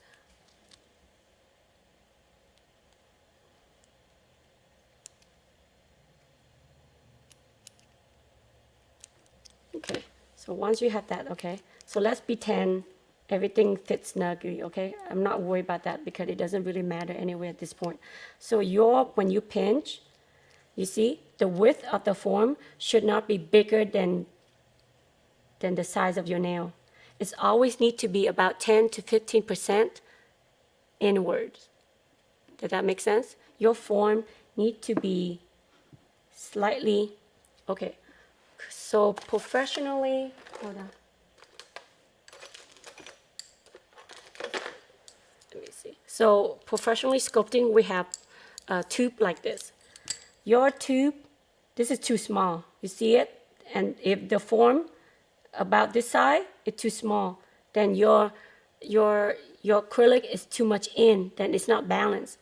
So you want to find the side, the tube is when you put it on, you can see both side walls.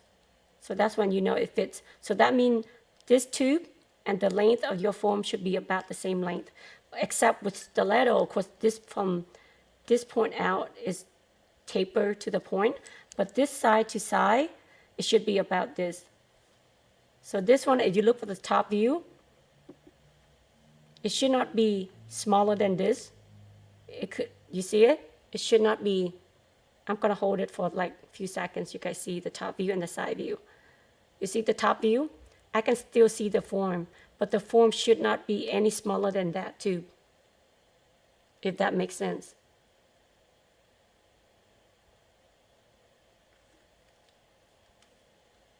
Okay? So that's it. And then the more you pour it down, because when you slit that, it allows you to pour it down. But it always should be about 10 to 15%. The form should be 10 to 15% smaller than your nail plate, the width of it. If not, then use one of these tubes, and you can use that too. They're asking where you got those C-curve tubes from. This is from, I got this from Easy Flow brand.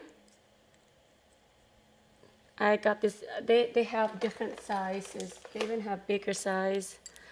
But I know a lot of brand has it. But you're just using like tappers.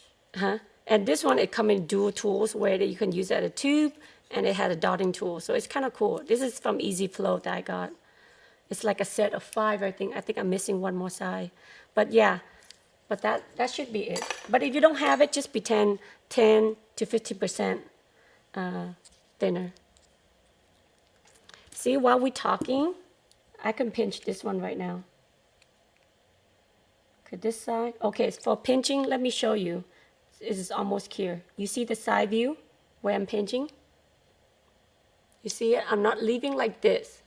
I'm tilting my about 30% or 40% angle and pinch that, and slowly I'm moving down to the free edge.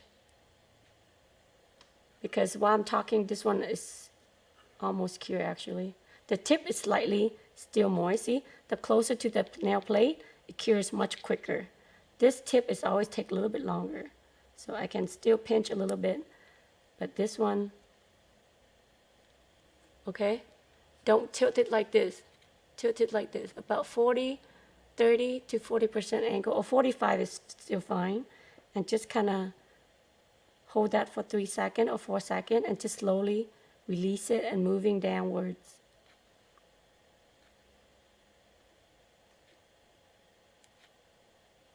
It's gonna be perfect. Okay, so let me take.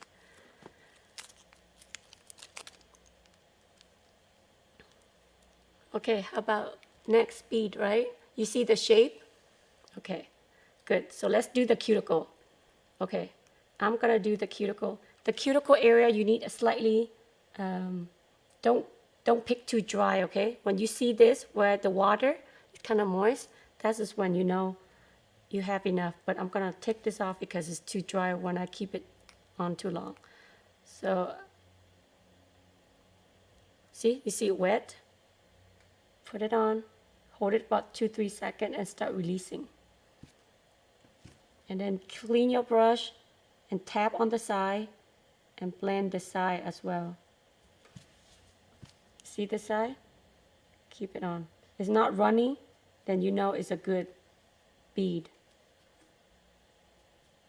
And clean the side. Constantly clean the side now. And then keep blending it down.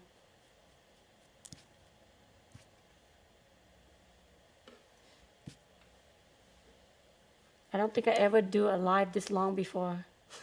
How long has it been, honey? Oh my goodness. I hope you guys like this. Okay, so yeah, you see it? It's not perfect yet, but at least the product is even and it needs to be where it's supposed to be. So now I'm just gonna go back and look. First, you look at the top view, the side view, both sides view, and then you can see which side you need a little bit more product. I always say make sure you take care of the stress area on both sides and make sure the apex is good, okay? Okay, so I see just slightly on this side, not much. But you see, if I have a little bit of product, I try to take it down. Blend it out.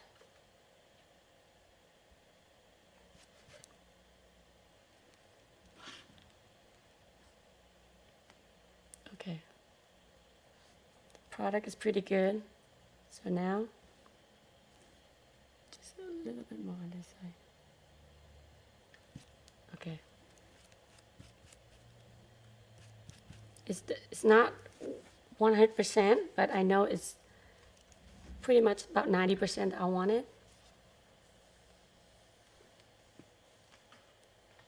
Okay, so Elizabeth Jones said, how many times do you bounce in powder to pick up the cuticle? Okay, you bounce, okay, put it on. Let me wait for this to dry. Let me do the cuticle area. So with the cuticle area, you don't want it, either you go with a small bead or medium. So I pick it up, I slightly tap the liquid out. You see it? I tap from the middle of the brush out, and I bounce about 1, 2. That's for small. Because this is brush number 12, remember that. Okay, it's different when you have brush number 8 or 10 too, because the brush, the more contact the brush has with the powder, it picks up more powder. So let's just say just pretend this principle, okay? Let's just say I only tap lightly. If I tap 1, 2, 3, 4, so I pick up a large bead. You see it? Okay, but if I take it and I lightly tap it out twice, and I tap 1, 2, slightly, look, it's smaller, but I still have the enough consistency. And you know, the product, I don't have much contact with the brush because I want to keep it small. But if you want a bigger bead, then you lay, if I want a bigger bead, and I tilt the brush slightly more, can you see it? You see, honey? Because if I lay the brush and give more contact, that means I'm going to pick more product. So the angle of the brush, how you make contact with the powder is very important as well. It's not just the liquid, but it's almost the contact as well. So if I make less contact, if I keep my brush up,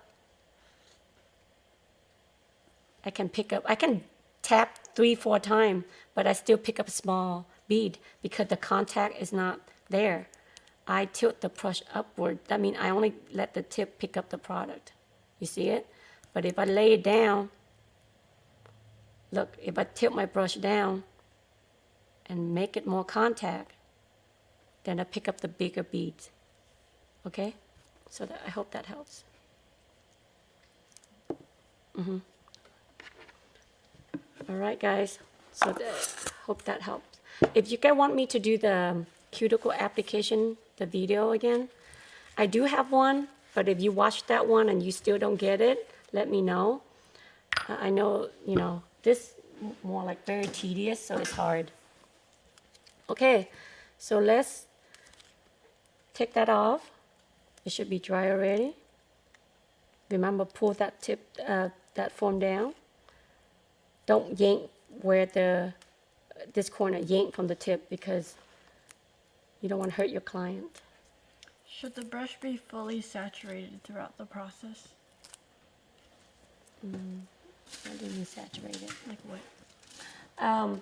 It doesn't matter if you pick up a lot of liquid or not, but when you pick it up and you drag it out, so that means you only pick up the side that you're not tapping it out. You don't want to take the side that you tap out and pick up the product. You want to pick up the product on the side that you didn't tap out. So this side is still wet, but you still have liquid. This is why with a larger brush, it holds more liquid. So when it holds more liquid, you're able to pick up more product. But if you don't want to pick up more product, it doesn't matter how as long as it's not runny, you drag it, you tap it, the liquid out, and then the way you angle your brush helps. The way you want it small, you tilt it up, but you want more product, you tilt it, you angle it more. Okay? Okay. Are they practicing? Are they done? Are you guys practicing? Can you show the pinching on this now? Okay, so the pinching, I cannot pinch anymore because it's pretty much set, but the pinching, this is where you pinch first. You see how I angle my pinching tool? About this angle, not this angle, or parallel to it. You don't want parallel to the nail. You want to tilt it about, you see the angle of it? So let's just pretend this is a straight line. This one, about, I would say 30 to 45-degree angle only. Okay, like that. And from this, you pinch the stress area first, and then slowly going down to the end of the tip. Okay? Once you've done that, if you have a little bit more time of pinching, then leave your pinching tool right there if you wanted to. If you want slightly more C-curve, but without pressure. Because your pinching tool, the more you leave it up like this pressure will be tighter. But if you leave it out here, less pressure, so your tool doesn't pinch as much. So I would say leave around in the middle. Okay? Okay, I hope that helps. Yes, the brush is by preference, but with sculpting, stay with the, if you newbie, stick with 8 or 10, but if you're more experienced, I say 12 is good. 14 sometimes is too big, but 14 is fine if you, like I said, you know how to control it already, then it's good. So I'm gonna use this different file, it's 150 grit here, so then I can show you how I'm gonna do this.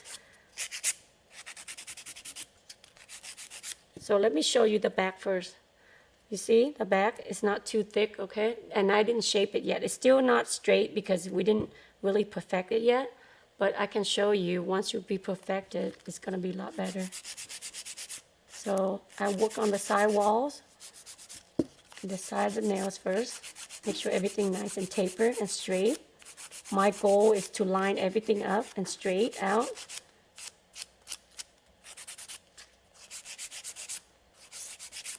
You file every like 3-4 times and then stop. 3-4 times and then stop, because you don't want to file more than 6 times because it create heat, just like e-filing.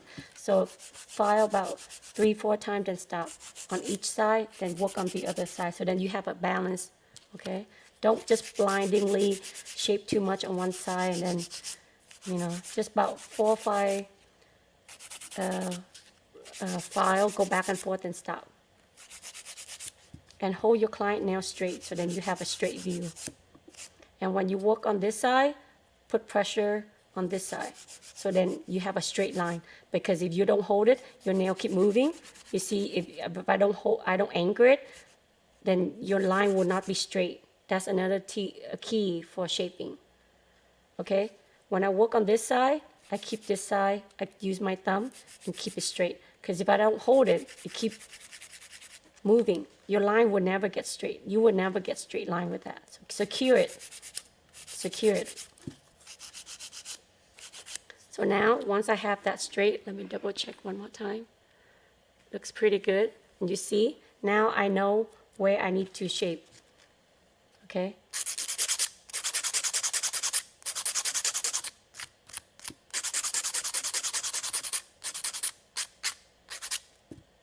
I'm gonna clean it so you see it. How I have one side slightly thicker than this side. So now you know I have to shape a little bit more on this side. Okay? You tend to favor one side more though, because I think that's naturally we all do that. We tend to somehow, I always tend to favor that side a little bit more. And that's okay. You know, that's why we perfect we have to learn how to do filing techniques. So then that way you perfect the look. But you can tell it's not much of a difference there, you know. So once you contour on this side, keep your file up. So then you kind of contour the side, contour this side.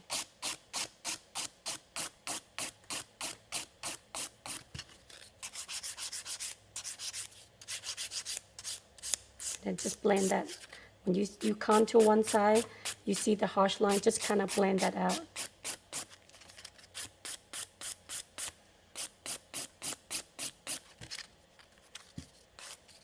Shaping is really a talent by itself. Gabrielle Mayman asks, what about when filing on yourself?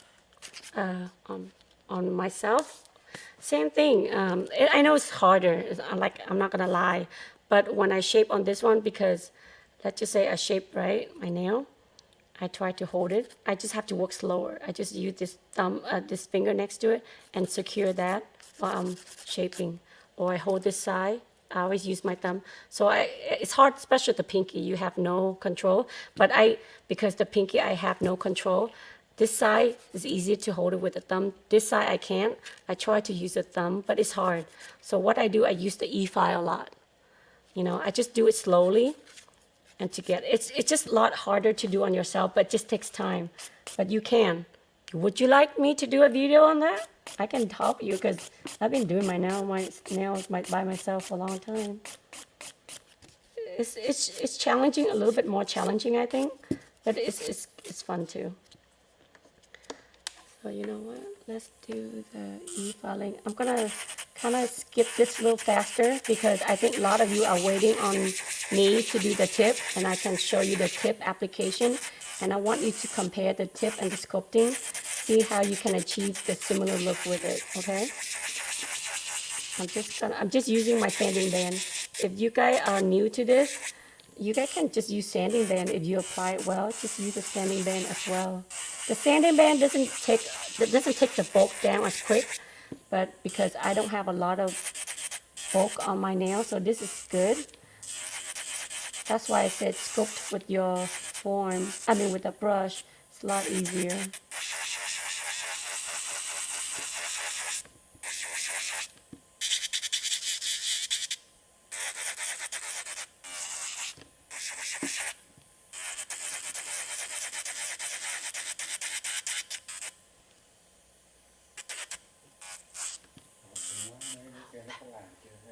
Are you guys working on your nails? Let me know.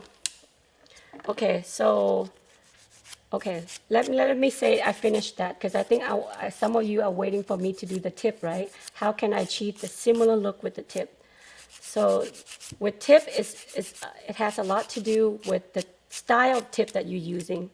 And I just found the tip that I like, so I'm gonna share with you, and hopefully you'll like it as well. So let's just say this is complete. It's not completely done, but let's just say it is, just for now, so that I can move on the tip. Are you guys ready for the tip? Say yes if you guys ready.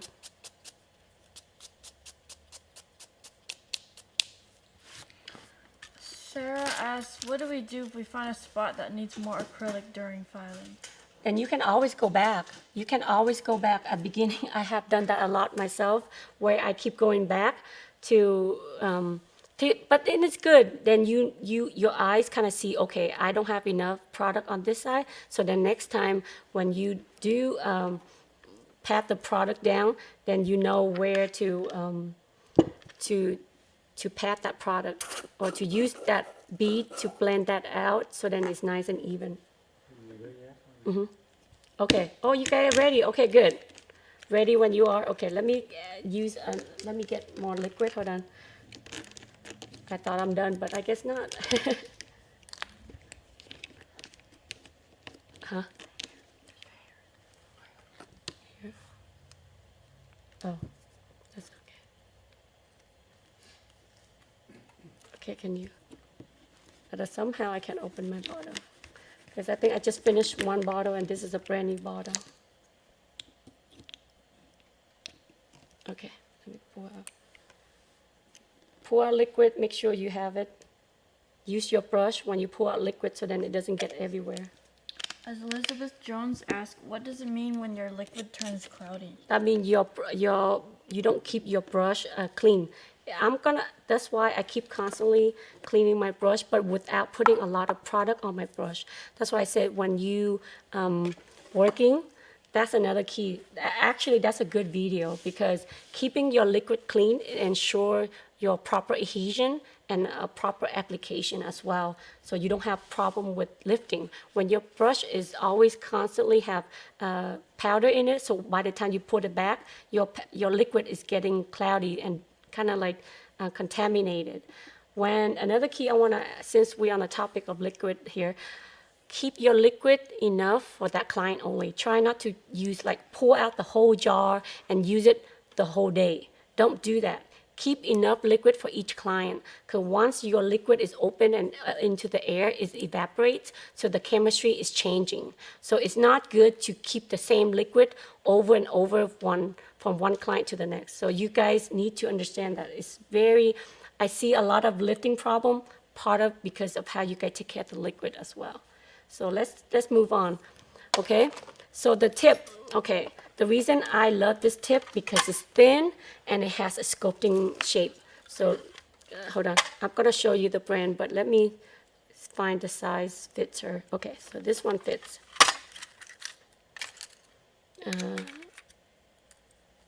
Okay, so the tip that I'm using today is this one. I love this one because it has a C curve, really close to mimic of sculpting form. Almost, not quite, but almost. Okay? And then the length that I wanted. And with this length, I can make it shorter for coffin, or I could leave this long for this shape. This is why I like this because it's very versatile. And then before the tip application, I slightly pinched the tip as well, so I can have a little bit more C curve on the tip. Okay? I love this tip because it's nice and thin and flexible.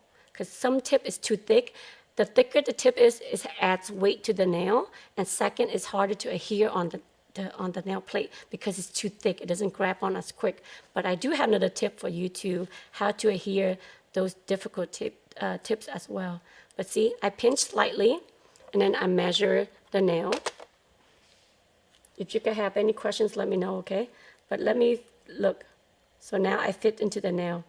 If you find that one is too big and one too small, then go for a bigger tip instead. Don't go for a smaller tip because you need to fit from sidewall to sidewall, okay? And with tip, since you know the sculpting of stiletto, the tip had to tilt down slightly. That means when you apply the tip, the tip had to angle it down slowly. So then you have the nice straight line on the side view, okay? So see, now as you learn the form, tipping should be the same. Should apply the same rule. Your anchor point, the longest tip, the longest length of the tip should be match up with your knuckles on your finger. So see, the same rule apply. It doesn't matter. But it helps to find a nice tip like this because some tip is really curved down. It doesn't give you the straight edge like this. And this is why I with tip application, find a good tip. It helps so much. Same thing with the form. You find a nice form, it helps so much with a good application. This one slightly bigger on the side here. So I'm just gonna shape it on the side wall and you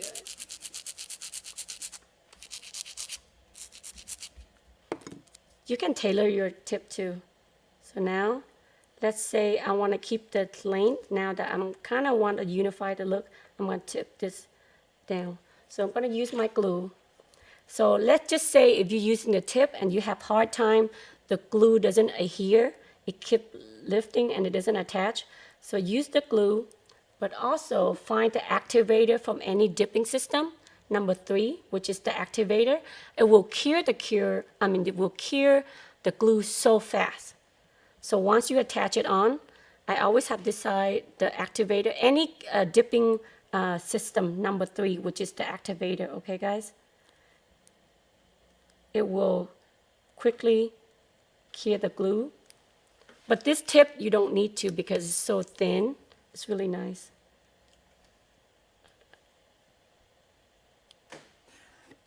Okay, so I'm gonna anchor it slightly down, and make sure the tip fits. You don't have to press it down. Press it to fit. So make sure your finger is straight, and you tip the tip downwards a little bit. Okay, once you have it on, I always like to pinch slightly, just so then it's nice and secure. Little bit, don't put too much pressure. You just want the side walls is attached to the nail plate. Okay, and then if if you see any gaps on your tip, you can go back and add a little bit more glue. And then let's just say you add a little bit glue, and if you need your tip to dry quickly, you just put slightly the activator, and that will ensure the tip stays on. Any questions? Would you recommend beginners to use tips versus forms, then move to forms? Yes, but now that I'm sharing with you a lot of sculpting techniques, apply that with the tip as well. So that's how you make sure that like I told you, the one finger with tip and one finger with form, 3 finger with forms, it looked unified because the way I use my tip, the way I sculpt it, the way I shape it. So you can achieve very similar look. But a lot of clients know that sculpting skills takes a lot more time to learn, so you should charge more for it.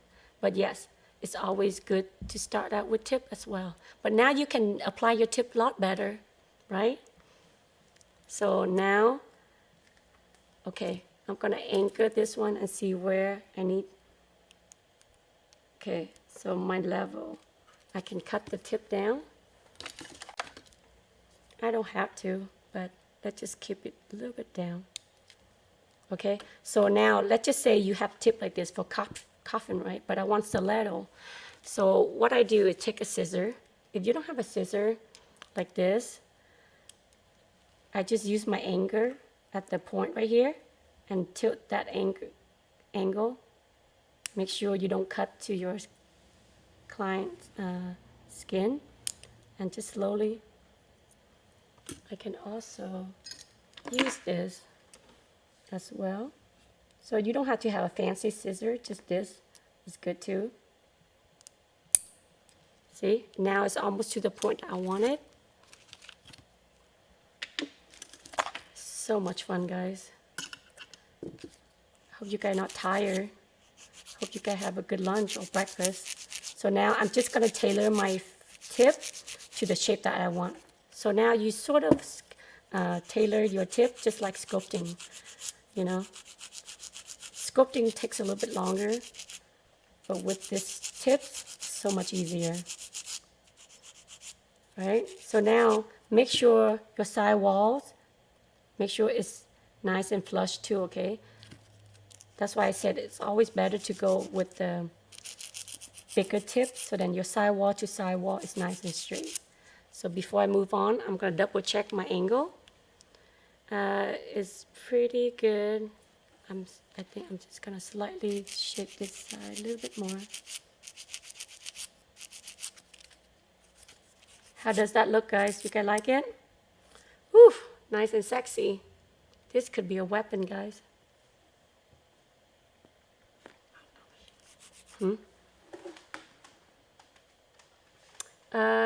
Are you going to do a fake nails? What do you mean a fake nail? Artificial. I don't know what you mean by fake nails, but any enhancement you use is sort of creating a fake nails because, you know, nobody nail naturally look like this. But our job is to make them as natural looking as possible. So today I'm just sharing with you the tip application and the form application. It should look the same. I mean, not exactly 100% the same, but at least close to it. So yeah. Kalinda says, I am making a purchase from your website. The 3-in-1 bit was what you used. Was it fine or medium? With acrylic, for surface work, use medium. For fine, I highly recommend it for dipping only because dipping powder is much finer and softer. But to take off acrylic, use coarse. But for surface work, stick with medium. Or if you want to save your money, it's okay. I use my coarse to take off a lot of product or gel polish, and about 3 to 4 months, the coarse kind of dull down a little bit. Then I use that for surface work. So I always use a new one as a coarse to take off gel polish or take off products, and then about 4 to 6 months later, now it's dulled down. It's kind of like a medium grit. Then I use that to do all my surfacing work. Save money, guys. And then Melissa Quintana asks, would you suggest a tip or form for short bitten nails? Bitten nails, sculpting. Sculpting by far, because with tip, it relies on glue, and the nail, you don't have a lot of nail plate to work with, so the tip is harder to fit. Learn to do sculpting. Let me find out someone with biter nails, and maybe I can help you. But it's a good technique with nail biters. Sculpting, for sure. Because you can tailor, you know, your form with that. So now that you have this, okay, now your job is to blend out the tip. Don't leave it like this. When you do sculpting with tip, always blend out your tip slightly to blend that, just the area where the tip is bulking up. Make sure you thin that tip down and make it the same level as your nail plate. Okay. For acrylic, you can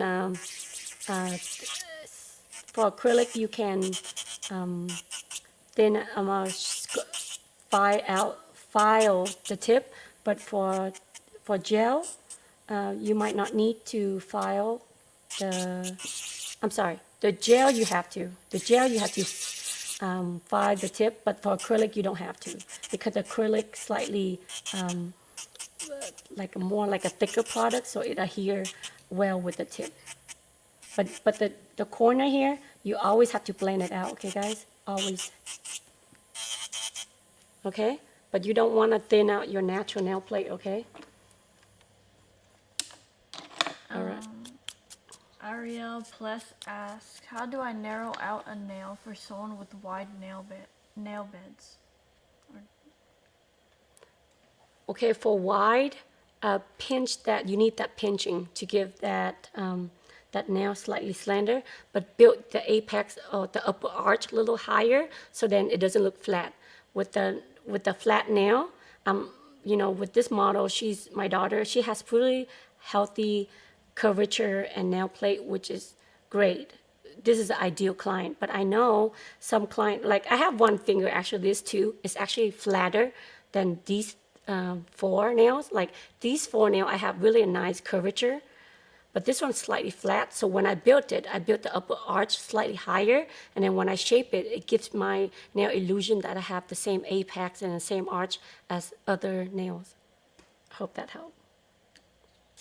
So now I'm gonna, since I prep everything, I'm gonna use Scrub Fresh, because now when you shape the nail, you're touching the nail plate, make sure you keep everything nice and clean.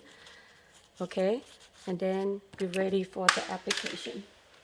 Linda Pelletier asked, "Do you sell tips at the nail tip store?" It's gonna be soon, but if you guys, we do have products, but if you guys wanna right away, you can DM me. I didn't have anything on the website yet because I just find this out and I love it so much. I'm gonna offer it on my The Nail Tip shop, but if you guys want it right away, you can DM me on my Facebook or my Instagram, The Nail Tip Show Instagram. We have Instagram on the Nail Tip Show on Instagram. You can DM us, and then I can, chat with you and find out how many you want, and I can ship it to you, okay? Below. So let's move on. So this, I find is even better, right? Because this nail is actually smaller, so tip is fine. So look. So now let's focus a little bit on the application right now, okay? So let me show you with a large bead right now. Okay, so with this liquid, I don't need primer, right? But another pro tip, since I'm already give you a lot of tip, mine as well. Before I start the application, I always tap my liquid into the body of the brush, even though I don't need primer. But because this liquid, the retention liquid, has primer built in, I always tap it lightly to keep everything nice and kind of like moist a little bit. So when not too much, you don't want it flooded over, but just enough on the nail plate. So when I apply the product, it's nice and kind of moist. It's not too dry, okay? So that's how you do it.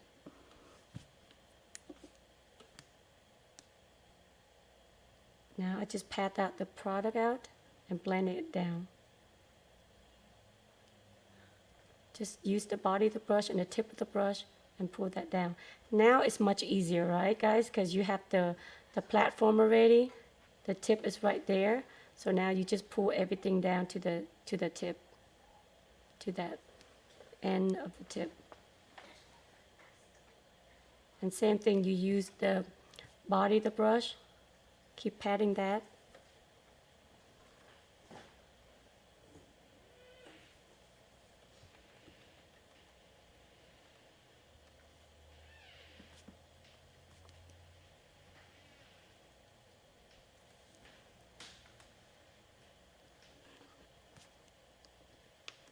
How'd you guys like it? Okay, so now the tip is too long, so I'm just gonna cut it. I'm just gonna use my brush and cut it down.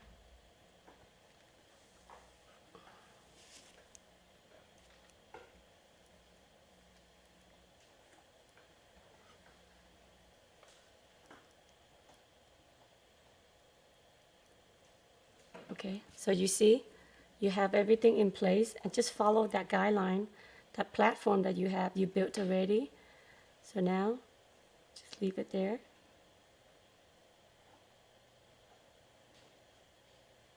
Okay, so now I still divide it into another bead because I don't want to worry about the cuticle. When I focus on the cuticle area, I just focus on the cuticle area. I don't want to focus on the apex. But now the next bead, I want to focus on the apex, right? So I'm going to take a medium bead and work that on. Set it down for 2 seconds or 3 seconds and then just slightly releasing it. And then clean your brush and then go back. Always press that contact. Make sure you blend that down first. And then slowly use the side of the brush and the body of the brush and press that product down. Always wet the surface too, guys.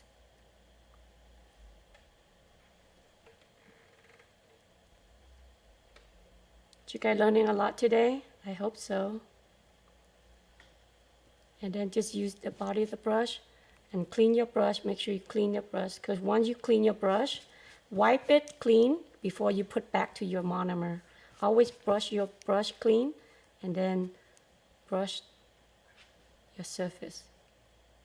Because you don't wipe that brush clean and then you put it back to the monomer right away. That's what happened. Your acrylic go back to your dapping dish. So tap it on the napkin, on the paper towel, clean both sides a little bit before you go back. And then submerge and make the body of the brush is wet. And then go back and blend that out. You do 3 on one side, do 3 on the other side. If you do 4, then do 4. So make sure you have it even so that it's all nice and blended. So, oof, so fun.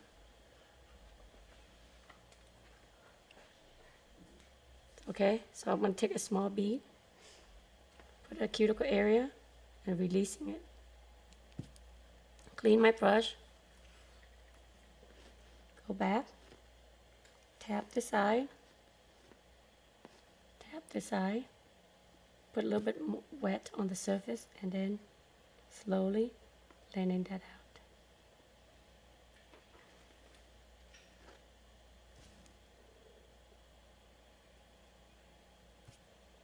Go back, clean the sides.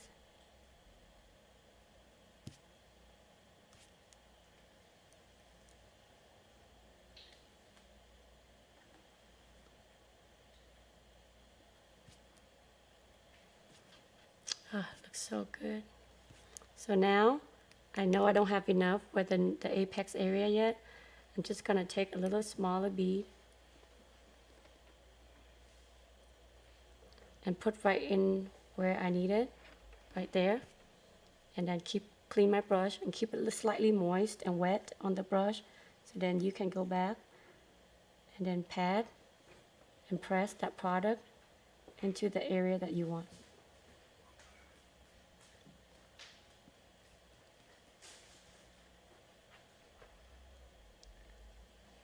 You see?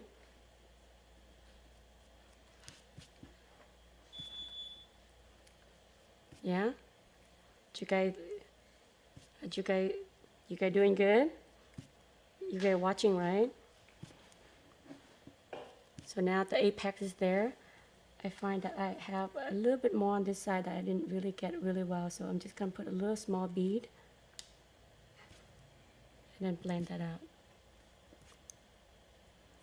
Make sure always check on both sides. Usually just a slightly acrylic that you need, but you want to make sure you take care of it, because you don't have enough, and that's where the lifting starts, okay?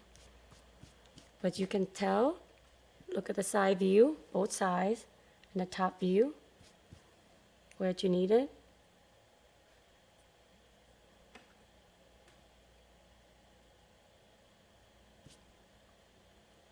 Okay, I think we're pretty good. Ariel Plus asks, can you use acrylic as a dip powder with tips? Oh, dipping. Oof. No, okay, so there's certain, okay, not all company have product that you can dip and you can use it for acrylic monomer. There are out there, but they say with dip and with, you could use it with monomer as well. I know Coupa has it. I know Chisel has it. DCH is another friend of mine, Danny Nguyen. He has where you could dip and you can use as acrylic at the same time. But I know OBI product has for acrylic with monomer by itself a different line than a dipping powder, because some company, the way they blend the acrylic system different, so it's a different consistency. So, you just have to follow that company. If you like that brand, make sure the product is for dipping only or for both. But I know C&D, as right now, their perfect color line is just for acrylic application. But yeah, this is it, guys. I hope you enjoy it. With the tip, I find that this is all the tip I have for you, but I probably won't have you guys do along. Just practice with that. But I really hope you guys enjoyed this. And watch this again if you guys need more help. But give me more comments and speak to me through my Instagram, Facebook. If you guys favor Facebook more, you can also contact us through Facebook. But Instagram, Facebook, YouTube, those are three platforms that we are on. So I don't need to pinch because, with tip, you don't need to. You already pinched the tip, so I don't recommend you pinch the tip because you might get lifting, your tip might pop off, so I do not recommend it. Okay? So I didn't shape it yet, but you can see it's pretty much where I want it. Like the line is still good. You see the back? I need to perfect it a little bit, but at least the sidewall is not too thick, but the application is there. Okay. Just let me clean it real quick so you guys can see it.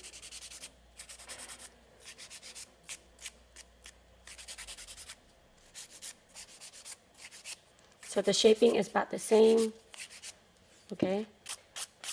The shaping doesn't change much because whether with tip or form, you need to get it to the shape that you need. So that's how you get to get all the nail, get to unify the look by shaping it well, and start from the side walls, get that perimeter going, start out with, and then just work on the contour of the sides, and then we'll perfect the cuticle last. I'd rather focus on the shape, the nail, than worry everything at once. I just find that focus on one thing at a time much better.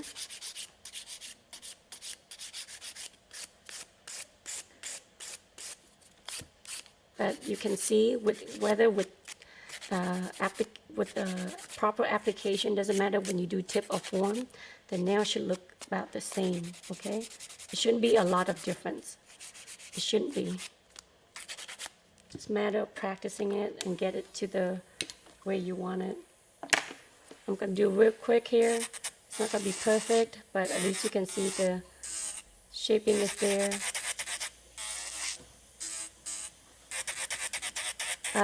You guys want to tune in the same time next week for another technique? Let me know if you agree with the time and day and the technique that you guys want me to prepare for you. Let me know. And then, another thing, guys, I want you to follow the platform. And when you post your work, share with us, tag us so I can see your work. And maybe I can help you to critique the area that you need to improve on. Send it on my private Facebook. If you want to follow me on my Facebook, it's Ann Chang or The Nail Tip Show.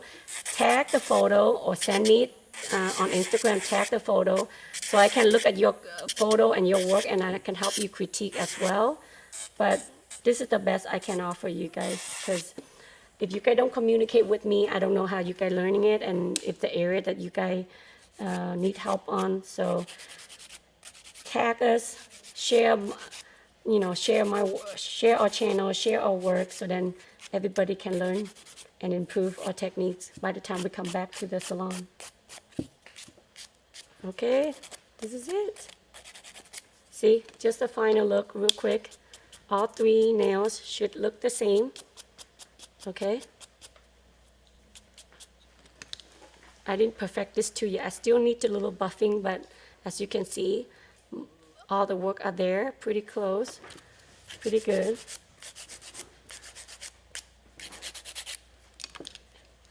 You see, the side wall is nice and straight. The apex is there. Everything is perfect. Okay? All right, guys. If you haven't already, subscribe our channel, follow us on Instagram, and like us on Facebook. Any more questions, continue to put it on here. So I'm going to go back and read it later, and then I'm going to prepare, if you want me to, I can prepare another class for you guys next week. Yeah, you guys like it? Okay. The Ombre tutorials. ombre, oh, I love that. Okay, let's do that. How about ombre? Give me a thumb up, put a smiley face. Yes, yes for ombre next week. Ooh, that should be fun. All right, guys, thank you so much. Subscribe, please, and share this channel. Share our work on Facebook and Instagram as well. Let me know what you need help on. I've been enjoying this. Thank you for making my day. Practice, practice, okay? All right, guys. Love you. Stay safe. Bye, guys.